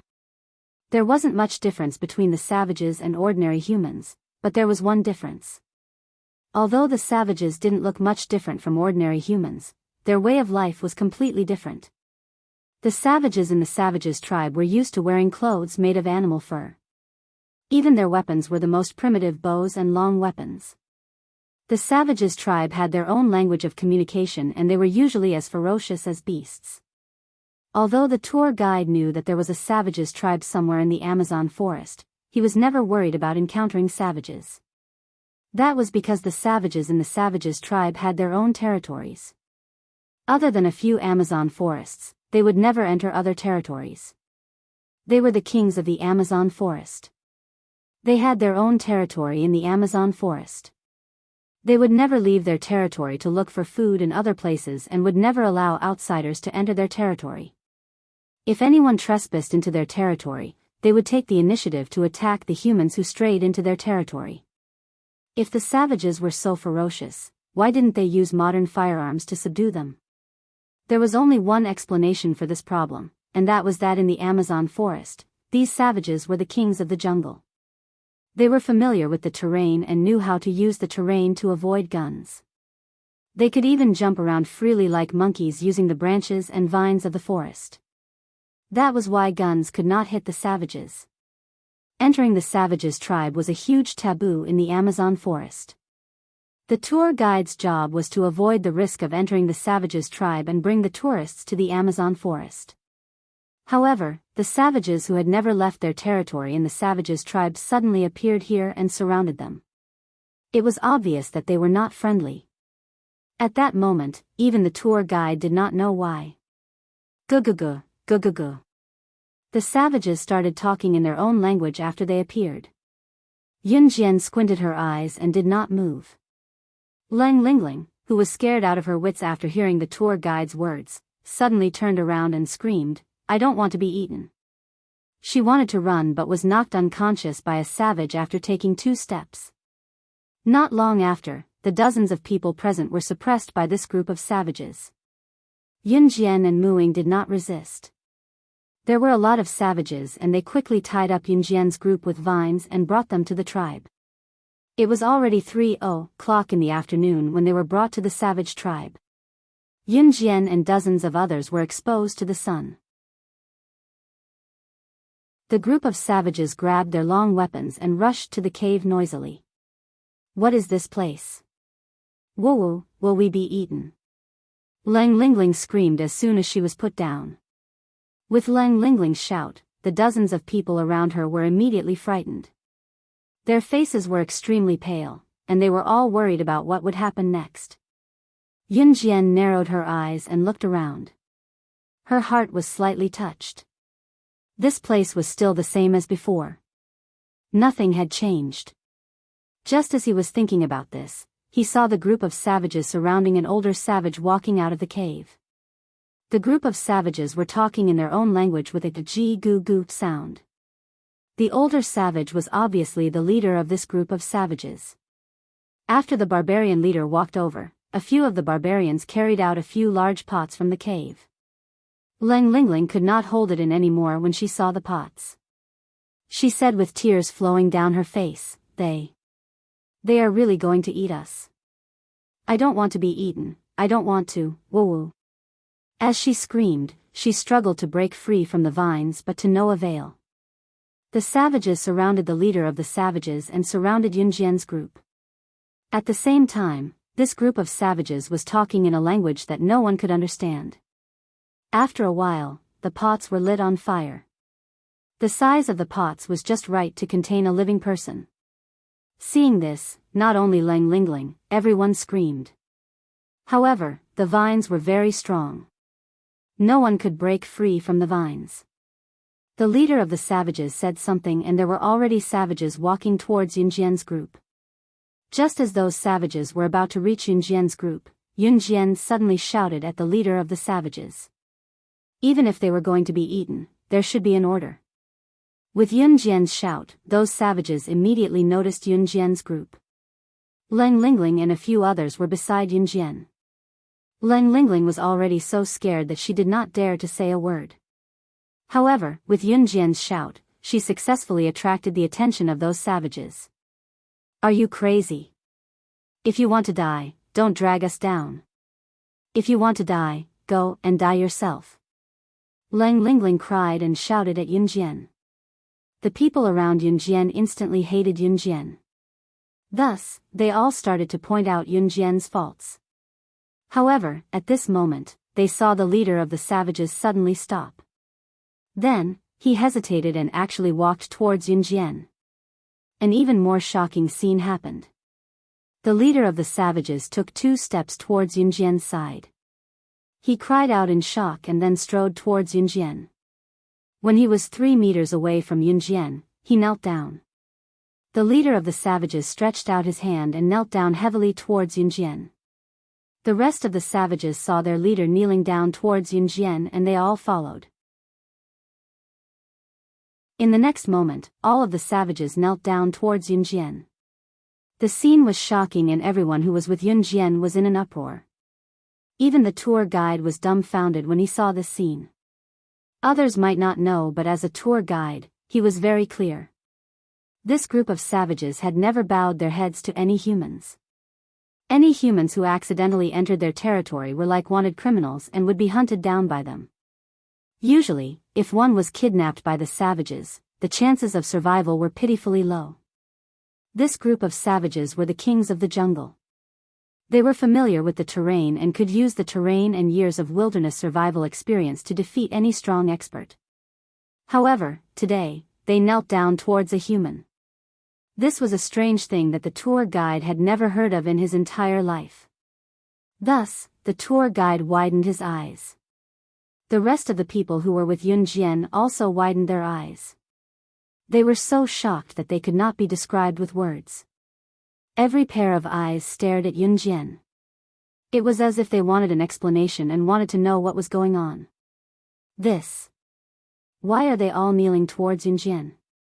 This is impossible. She's not their king. This. Aren't savages only going to listen to the king that they think is the most powerful? Why? Could it be? Could it be that Yunjian is their king? Dan Xingjie was so shocked that his eyeballs were about to fall out.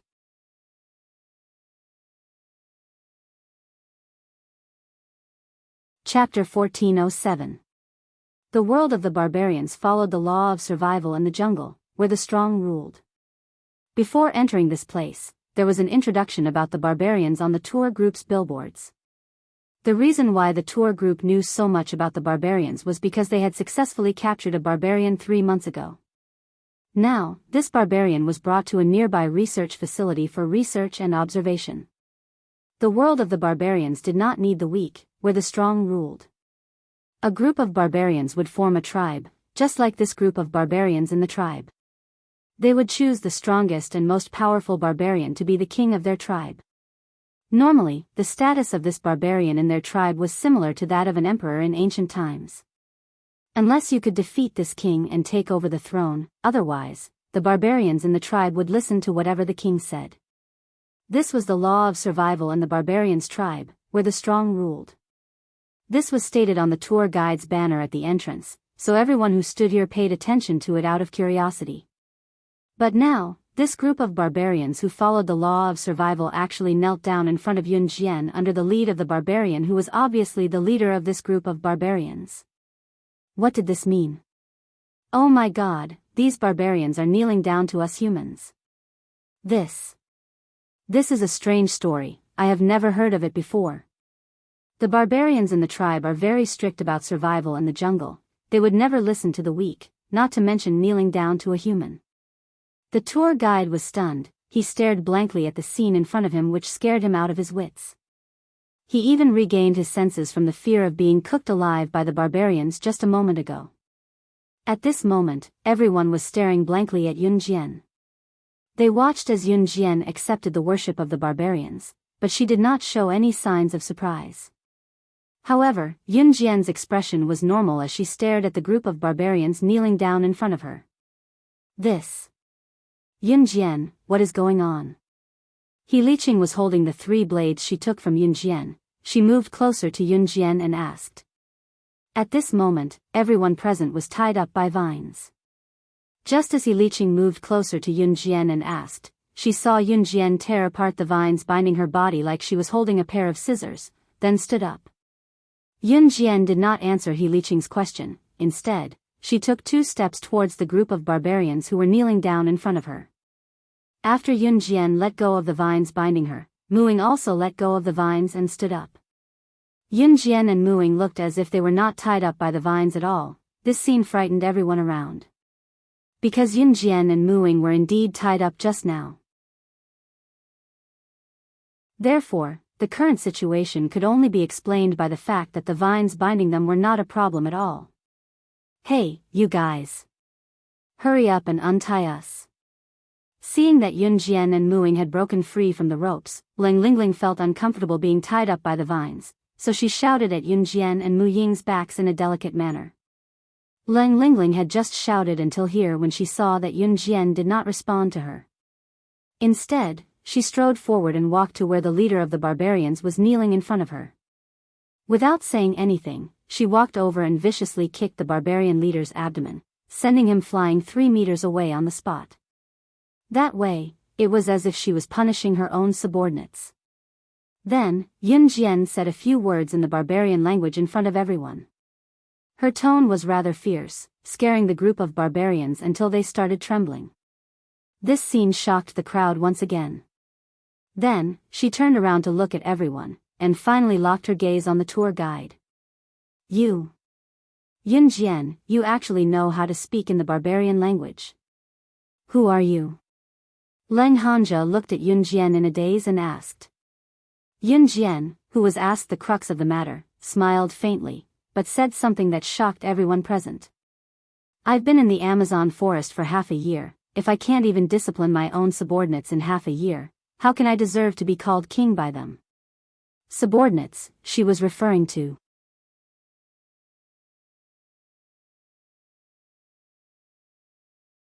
Chapter 1408. "You can say that," Yunjian said as she walked in front of the tour guide. Standing in front of the tour guide, Yunjian looked down at the tour guide who was still tied up by the vines. Then she asked the tour guide, "Where is the research facility? Where is the barbarian that you captured?" Although Yunjian's words were a question, it didn't seem like she was asking a question. Instead, it sounded like she was interrogating the tour guide. The tour guide trembled. Perhaps it was because Yunjian's kick that sent the barbarian leader flying was too ruthless. The tour guide was a little scared. He quickly said, "It's in a building 200 meters away from the entrance of the Amazon forest. There is an Amazon forest wildlife research facility there. The barbarians that were captured earlier were also kept there for tourists to enjoy." The tour guide lost his confidence in the end. If the tour guide didn't guess wrongly, the reason why Yunjian chose to follow the tour group was because she saw the description of the barbarian that was just captured on the tour group at the entrance. The truth was that Yunjian followed the tour group because she saw the description of the barbarian that was captured and kept in the research facility. It was even kept for tourists to enjoy. The barbarian tribe actually owed Yunjian a favor in the past. When she first entered the Amazon forest, Yunjian didn't know anything. Later on, she accidentally entered the barbarian tribe. Because of Yunjian's strength, the barbarians couldn't do anything to her.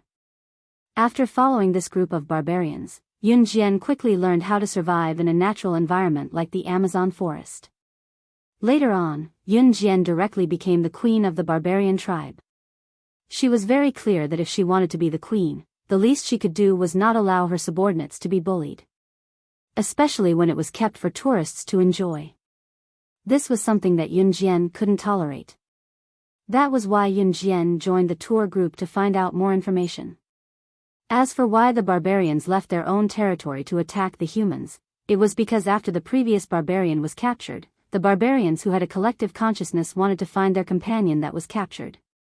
In fact, because the barbarian was captured by humans, the group of barbarians hated humans. Just now, this group of savages really wanted to cook and eat Yunjian and her group alive. And because Yunjian had changed so much, the group of savages did not recognize Yunjian at all. After all, Yunjian was still very young when she stayed in the Amazon forest for 6 months. Her physical body was still that of her previous life. "Take me to the Wildlife Research Institute now," Yunjian said to the tour guide. As soon as Yunjian spoke, the tour guide looked a little embarrassed. The tour guide was here to lead the way. If he returned to the exit, wouldn't Ren Zhongwei, Dan Qingjie, and the other tourists have to follow him back? "It's fine if you don't leave, but you can stay and be their dinner." Yunjian pointed at the savages not far away. Now, no one dared to say that they didn't want to leave. Everyone was fighting to leave. Therefore, the group quickly untied the vines and walked towards the entrance of the Amazon forest. There was still some distance to the entrance of the Amazon forest. Yunjian had too many secrets, so the tour guide couldn't help but ask Yunjian as they walked, "You said you stayed in the Amazon forest for half a year?" "Yeah." Yunjian replied coldly. The tour guide gulped. Before he could ask again, a foreign man who knew Chinese spoke up. "I heard that many assassin and secret agent organizations would throw their assassins or secret agents into the Amazon forest and let them survive for half a year without any weapons. It's a game where the weak are eliminated and the winner is the king. Could it be that you were thrown into the Amazon forest as a secret agent or an assassin?"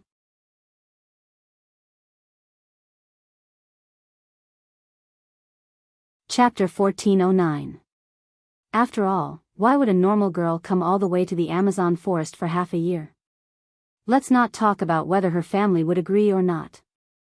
A normal girl might not even know what kind of place the Amazon forest was, right?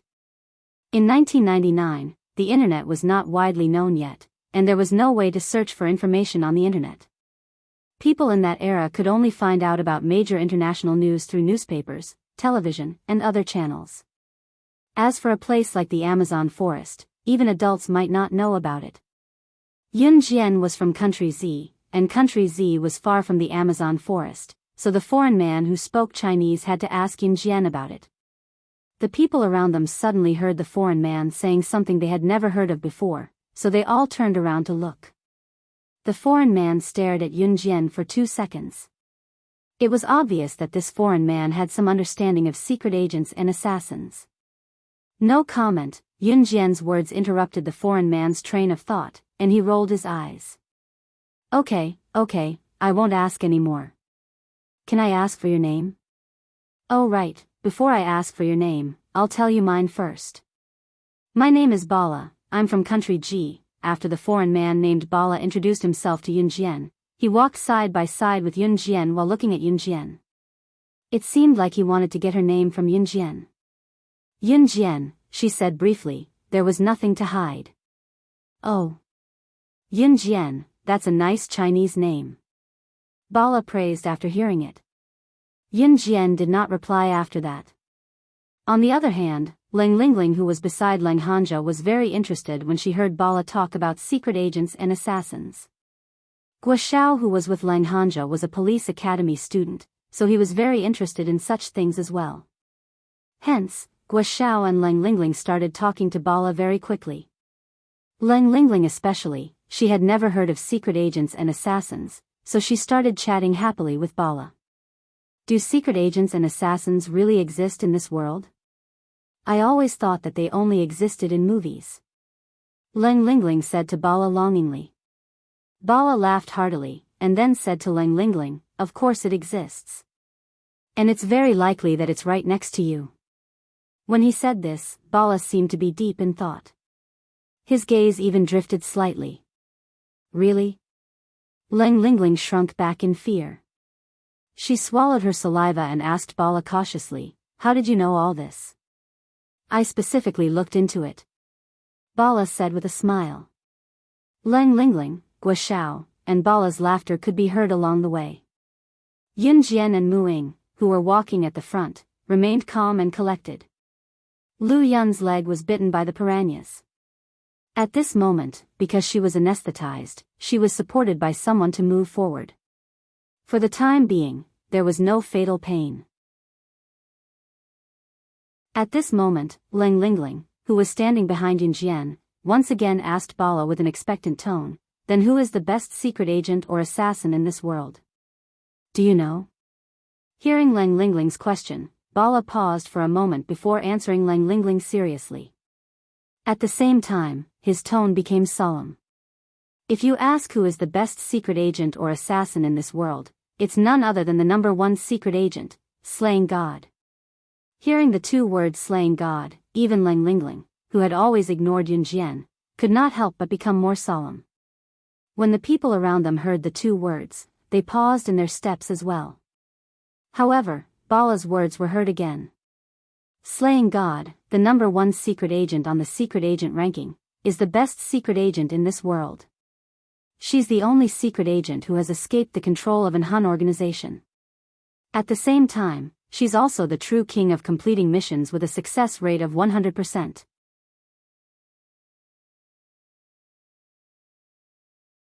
Chapter 14:10. Leng Lingling's tone was cautious when she asked the question, as if she was afraid that she might have asked something she should not have. In Leng Lingling's opinion, Bala must be an outstanding talent to know about such a powerful character. Therefore, Leng Lingling's attitude toward Bala was filled with obvious admiration. Yes, she's definitely the most powerful character on the secret agent and assassin leaderboard. Bala nodded solemnly at Leng Lingling. Oh yeah, who's the Hun organization that you mentioned earlier? Guo asked, catching on to a detail that Bala had mentioned earlier.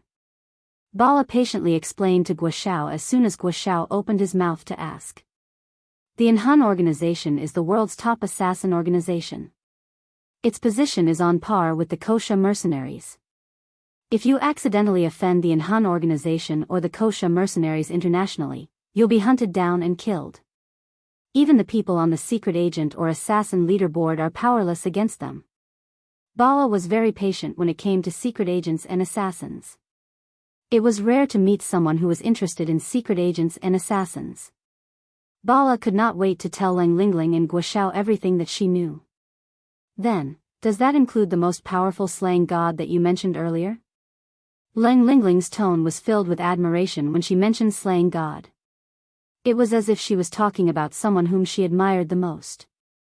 Leng Lingling's tone even became cautious.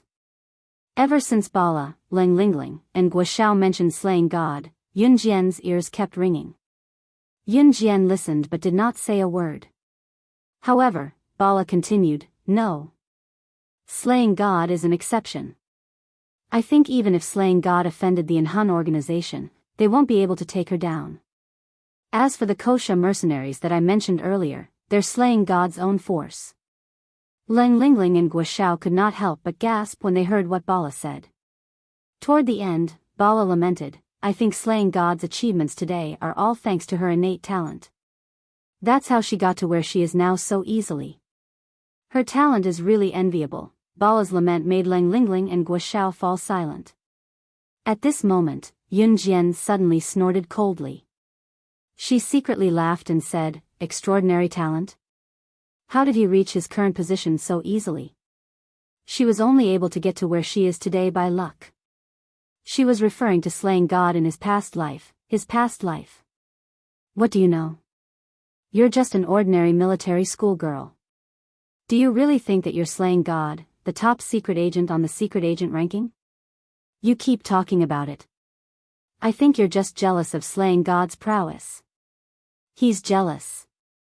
Yun Jian had just finished speaking when Leng Lingling continued. Yun Jian didn't want to pay attention to this. Yun Jian just took another step forward. At this moment, no one noticed that Bala, who was standing behind Yun Jian, had found the spot closest to Yun Jian. He suddenly clenched his fist and charged toward Yun Jian. His fist was about to land on Yun Jian. No one expected such a turn of events. While everyone was still in shock, they saw Yun Jian, who was walking in front, turn sideways reflexively. She reached out and turned her fist at lightning speed. In the next second, her fist collided with Bala's sneak attack. However, that was not the end. The moment Yun Jian's fist collided with Bala's, her hand snaked nimbly around Bala's wrist like a snake's body. In less than 3 seconds, Yun Jian had grasped Bala's weak spot. With a tug, she pinned Bala's hand down and used the force of her hand to pin Bala to the ground. This turn of events did not take more than 5 seconds. 5 seconds. Before anyone could react, Yun Jian had already subdued Bala, who had ambushed her, and ended the battle. When everyone realized what had happened, they were dumbfounded. No one expected Yun Jian to be so agile.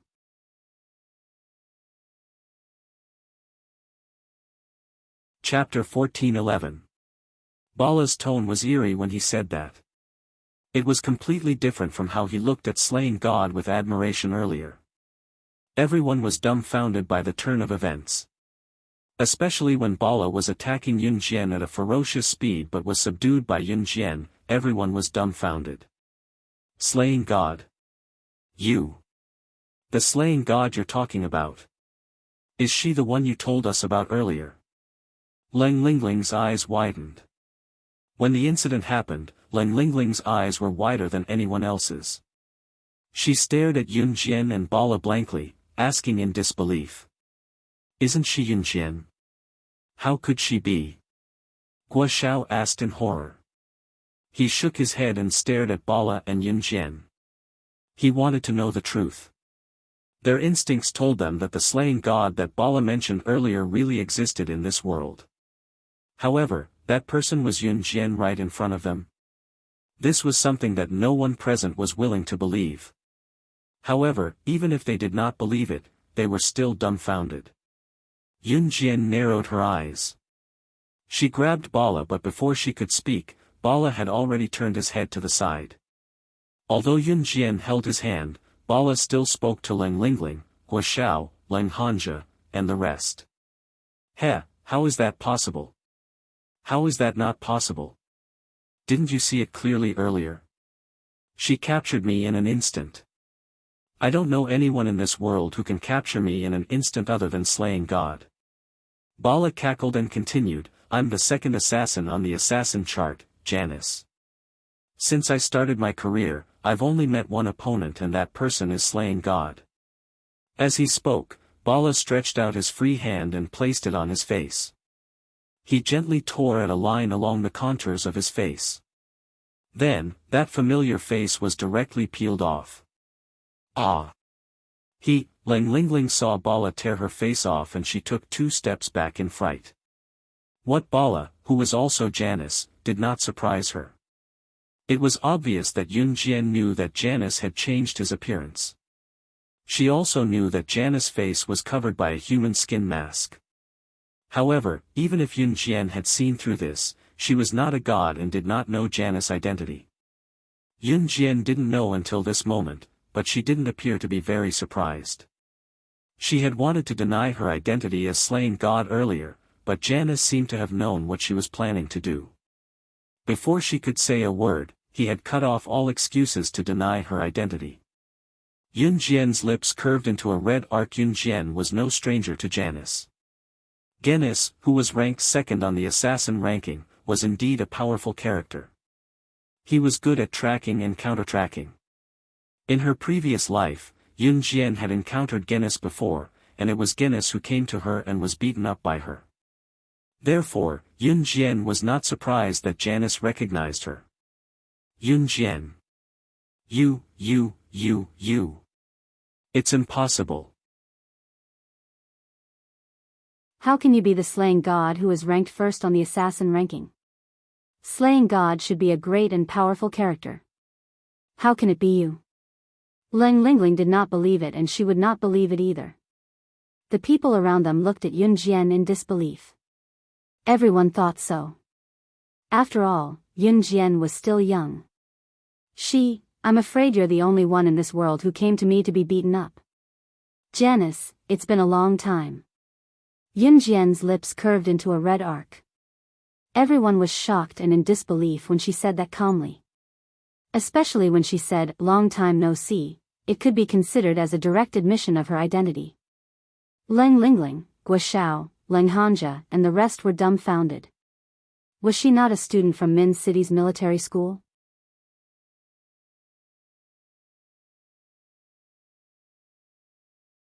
Chapter 14:12. Yun Jian ignored the crowd's reaction.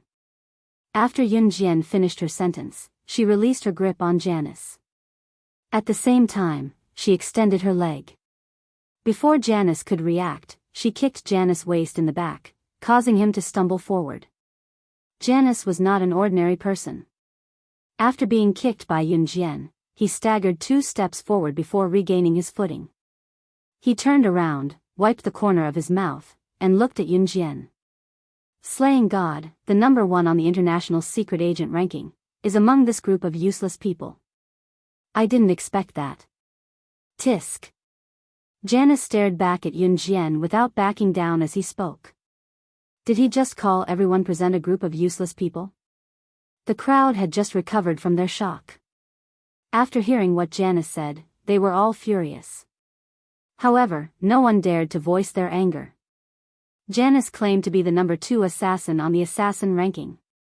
An assassin. That was someone who could kill. Moreover, he was the number 2 assassin on the assassin ranking. Tell me what you want. Yun Jian stood calmly on the spot.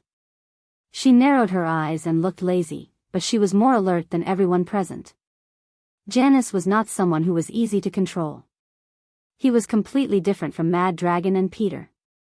How could the number 2 assassin on the assassin ranking be a weakling? If he was a weakling, the number 2 assassin ranking would definitely not belong to him. After all, there was a huge difference between the top 3 assassins or secret agents on the assassin ranking and the top 10 assassins or secret agents on the ranking. In other words, anyone who could climb to the top 3 would be an all-powerful and fearsome existence in the entire world who heard of their names. Hee, I don't have any other intentions. I just want to ask you for a favor. Janice did not beat around the bush and asked Yun Jian directly in front of the stunned crowd. Initially, the crowd thought that since Yun Jian was also a powerful character, she would definitely reach an agreement with Janice, who was equally powerful. After all, it was common knowledge to have one more friend and one less enemy. Just when everyone thought that Yun Jian would gladly agree to Janice's request and even befriend him, she spoke abruptly, "You're right. You have to know that with your skills, you don't have the right to ask for a favor from me." Yun Jian's words were laced with arrogance. The crowd was stunned. However, Janice continued to speak to Yun Jian, "TSK. In that case, we'll have to face each other head-on." With that, Janice reached out and took out a Browning pistol from the travel bag that he had been carrying along. Janice held the pistol in his hand and pointed the muzzle at Yun Jian. When the crowd saw the Browning pistol, they all became restless. Gun. It's a gun. Ah. The one who reacted the most was Lang Lingling. The moment Lang Lingling saw the pistol, she screamed and wanted to run away. Lang Hanja, Guo Xiao, Lu Yun, He Liqing, Dan Qingjia, Ren Zongwei, and the others wanted to run away. However, they heard Yun Jian's voice that was not at a disadvantage. "Do you think you can defeat me with just a gun?" Yun Jian's voice was light. However, when she spoke, everyone was shocked.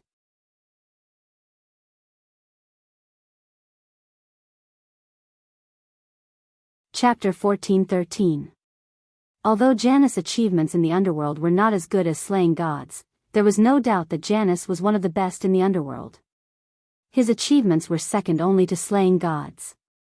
Although his ability was not as good as slaying gods, his achievements in completing missions were close to slaying gods. If slaying God was the king of the underworld, then Janice was undoubtedly the king's best subordinate. There was no one else. Janice's achievements were not something that could be erased by a single person's words. After all, he was not an ordinary assassin, but an elite ranked second on the assassin ranking. However, this was only limited to the ordinary. Who is it? Who is it? How can my achievements be reduced to nothingness just because you say so? Janice circled the forest a few times but could not find the person who had spoken. He frowned and began to be cautious of his surroundings. Other than slaying God, there was someone else who could speak right under his nose and he could not find the person. No matter who this person was, Janice dared not let his guard down. Yun Jian's eyes flickered. The mellow voice was just right. It was so magnetic that any woman present could imagine his handsome face just by listening to his voice. There was no doubt that it belonged to him. How did he get here so quickly? Yun Jian had initially planned for CE to arrive a day later than her. Yun Jian did not know that CE had rushed here so quickly just to see her. But, where was he? Damn it. What's the point of hiding? Come out if you dare. What do you mean by, your woman? Who's your woman? Who the F***ck did I lay my hands on? Jenny's eyes darted around, purposely provoking CE to show himself. In fact, Si did not bother to hide himself. In the next second, a person appeared above them. Wasn't that Ce? He had been standing on the tree and looking at Janice coldly earlier. However, he had hidden himself so well that Janice could not find him. Ce jumped down from the tree handsomely. When he did so, he had a hand in his trouser pocket. His handsome face was presented to the crowd. Especially that head of short hair, it was so black that people couldn't take their eyes off it. Coupled with that handsome face that angered both men and gods, everyone present was captivated. Even Janice felt that something was wrong. His body trembled, and he felt an inexplicable tremble in his body. However, he was the number 2 assassin on the international assassin ranking.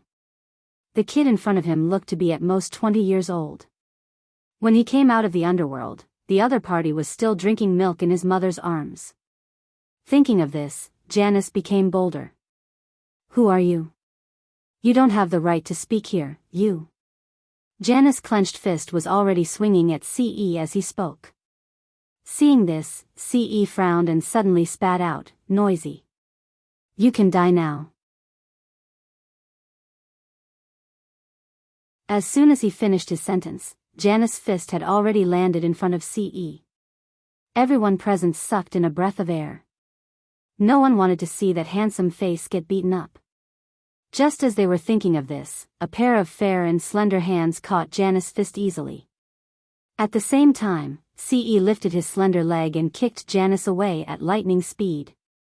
His movement was much faster than Yunjian's. Pfft! This kick caused Janice to spit out a mouthful of blood. Janice pointed at Ce and said in disbelief, You. The only person who can be faster than slaying God is dark. The last word ended with Ce's foot in the air as he sprinted forward. Bam! Ce kicked Janice's abdomen and destroyed his internal organs on the spot. Janice died violently in front of everyone. Everyone who saw this was so shocked that their faces turned pale. Leng Lingling almost fainted from the shock. Ce, who was on the other end, did not even take his hands out of his pockets. He glanced at Janice in disgust. I don't care about your military exploits, but you'll be reduced to nothingness if you dare to lay your hands on my woman.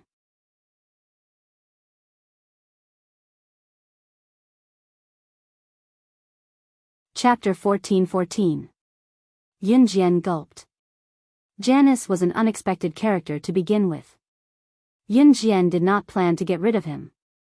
She even had the thought of roping him into the Kosha mercenaries. After all, if someone like Janice were to join the Kosha mercenaries, the Kosha mercenaries' forces would definitely double.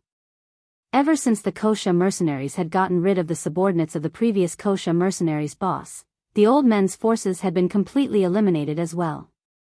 Of course, the consequence of this was that the Kosha mercenaries' forces had yet to be reorganized for quite some time. Therefore, Yunjian's favorite thing to do now was to rope people into her Kosha mercenaries. However, with Ce's interference, just as she thought about it, a hand appeared around her waist.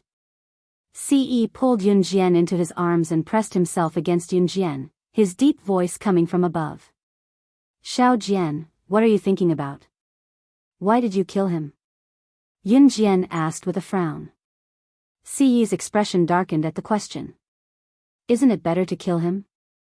I wanted to invite him to join the Kosha mercenaries, Yunjian stated her intention. Xiao Jian, as long as you serve me well, the entire Anhun group will be yours. I'll be yours too, Ce could not hold himself back and murmured softly against Yunjian's earlobe.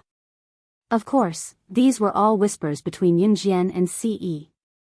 The people around them could only see Ce killing Janice and walking to Yunjian to lean against her. Other than that, they could not see anything else. Ce's words made Yunjian blush. She nudged Ce quickly and thought of something else. Where's Mad Dragon? Over there. How could he not listen to his wife and bring Mad Dragon over? Ce pointed in that direction. Yunjian turned to look and saw Mad Dragon sauntering over lazily. Yunjian could clearly see that Muing, who was standing not far away, froze when she saw Mad Dragon. Muing was still young when she died. She was only about 9 years old. Mad Dragon was still young back then as well. A person's appearance would change with age, but a person's silhouette would not change much. This was why some people could tell whose childhood photo it was at a glance. The moment Muing saw Mad Dragon, she was stupefied. Of a sudden, she realized that she was no longer who she used to be. She did not even have a body. She was only left with a consciousness. This consciousness was transferred to this little girl by the perverted professor back then. Right now, he was like a walking corpse. What right did she have to see him? Leng Hanja could clearly see the change in Mu Ying's expression when she saw Mad Dragon. He felt very uneasy. Ying. Leng Hanja looked at Muing. He wanted to help Muing up, but Muing did not let him touch her and ran into the depths of the forest. Mad Dragon, who was standing far away, felt Mu Ying's gaze. He suddenly retracted his lazy posture. When he glanced at Muing, he felt a sense of familiarity.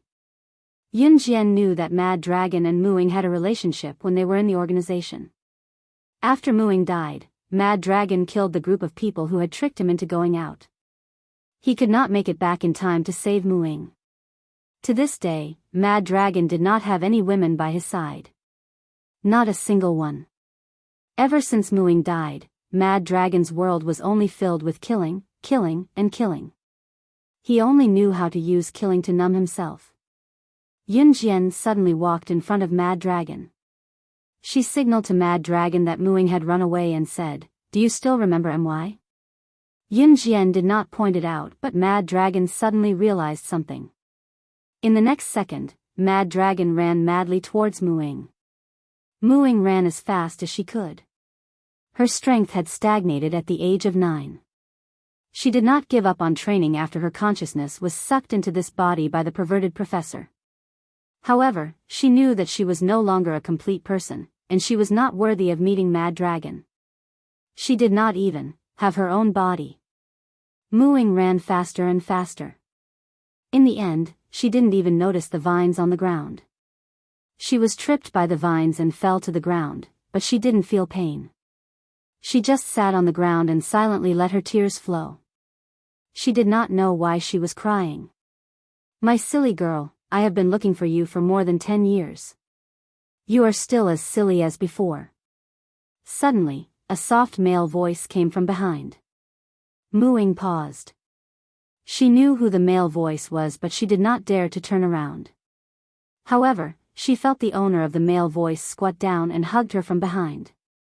He pulled her up from the ground with one hand and then pulled her into his arms.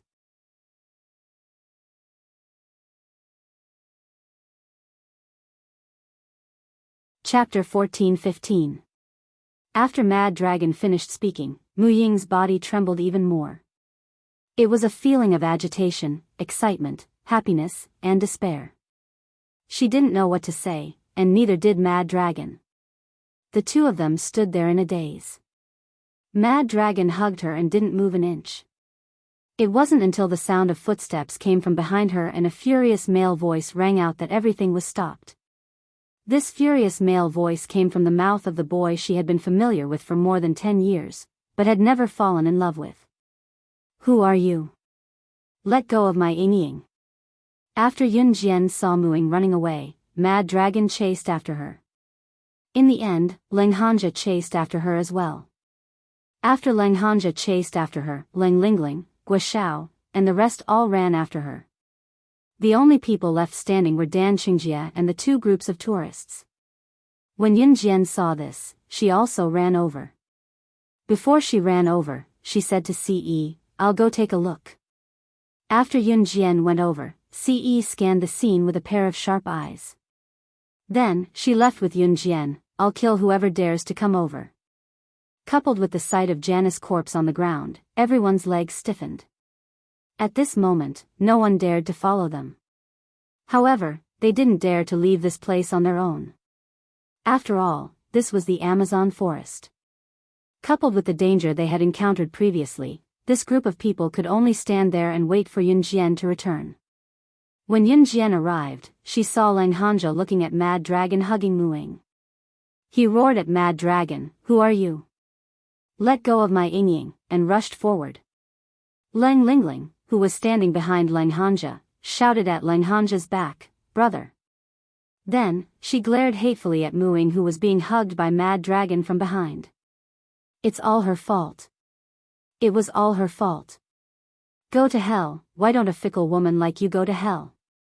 My brother has been chasing you for so many years. If you were a human, you would have responded to him long ago. What about you? Not only did you not respond to him, but you even hugged another man. How shameless. Lang Lingling didn't give any face to Muing and cursed her with all kinds of words. Just as Lang Hanja was about to run forward and try to pull Mad Dragon away from Mu Ying's waist, Mad Dragon suddenly reached out a hand and grabbed Lang Hanja's collar. Lang Hanja was thrown far away. Brother. Brother. Ah, you two are having an affair. Shameless. Lang Lingling saw her brother Lang Hanja being thrown out. She was so angry that she wanted to rush over. Lang Lingling wanted to rush forward, but she was caught by Yun Jian. Yun Jian grabbed Lang Lingling's collar and slapped her 3 times. Slap. Slap. Slap. The 3 slaps were exceptionally loud in the silent forest. When Lang Lingling came back to her senses, she glared at Yun Jian angrily. How dare you hit me? Why wouldn't I dare to hit you? Your brother's feelings for Muing are just one-sided. Does she have to be with your brother just because he likes her? Yun Jian scoffed. No. No. Ying and I are from the same world. Since we were young, everyone around us said that we're a match made in heaven. Moreover, we're both from military families, so we're the best match. He's a despicable person. He's a despicable person. Lang Hanja was in pain, but he endured it and got up from the ground. He pointed at Mad Dragon and said hatefully. Yun Jian laughed when she heard that. She sneered and asked Lang Hanja, "Do you know who I am?" Lang Hanja, Lang Lingling, and the rest only reacted when they heard Yun Jian's question. She was a secret agent. The kind that could kill. Moreover, she was the #1 secret agent on the international secret agent ranking, slaying God. Just as they thought that, they heard Yun Jian say with a smirk, "She's the same as I am. She, who once lived a life of war, will never be from the same world as you." Yun Jian's words stunned Lang Hanja and Lang Lingling. What? Muing, you're tuning into the Biyao's Wuxia Chronicles YouTube channel. Don't forget to subscribe and join us on this journey to catch the most captivating stories.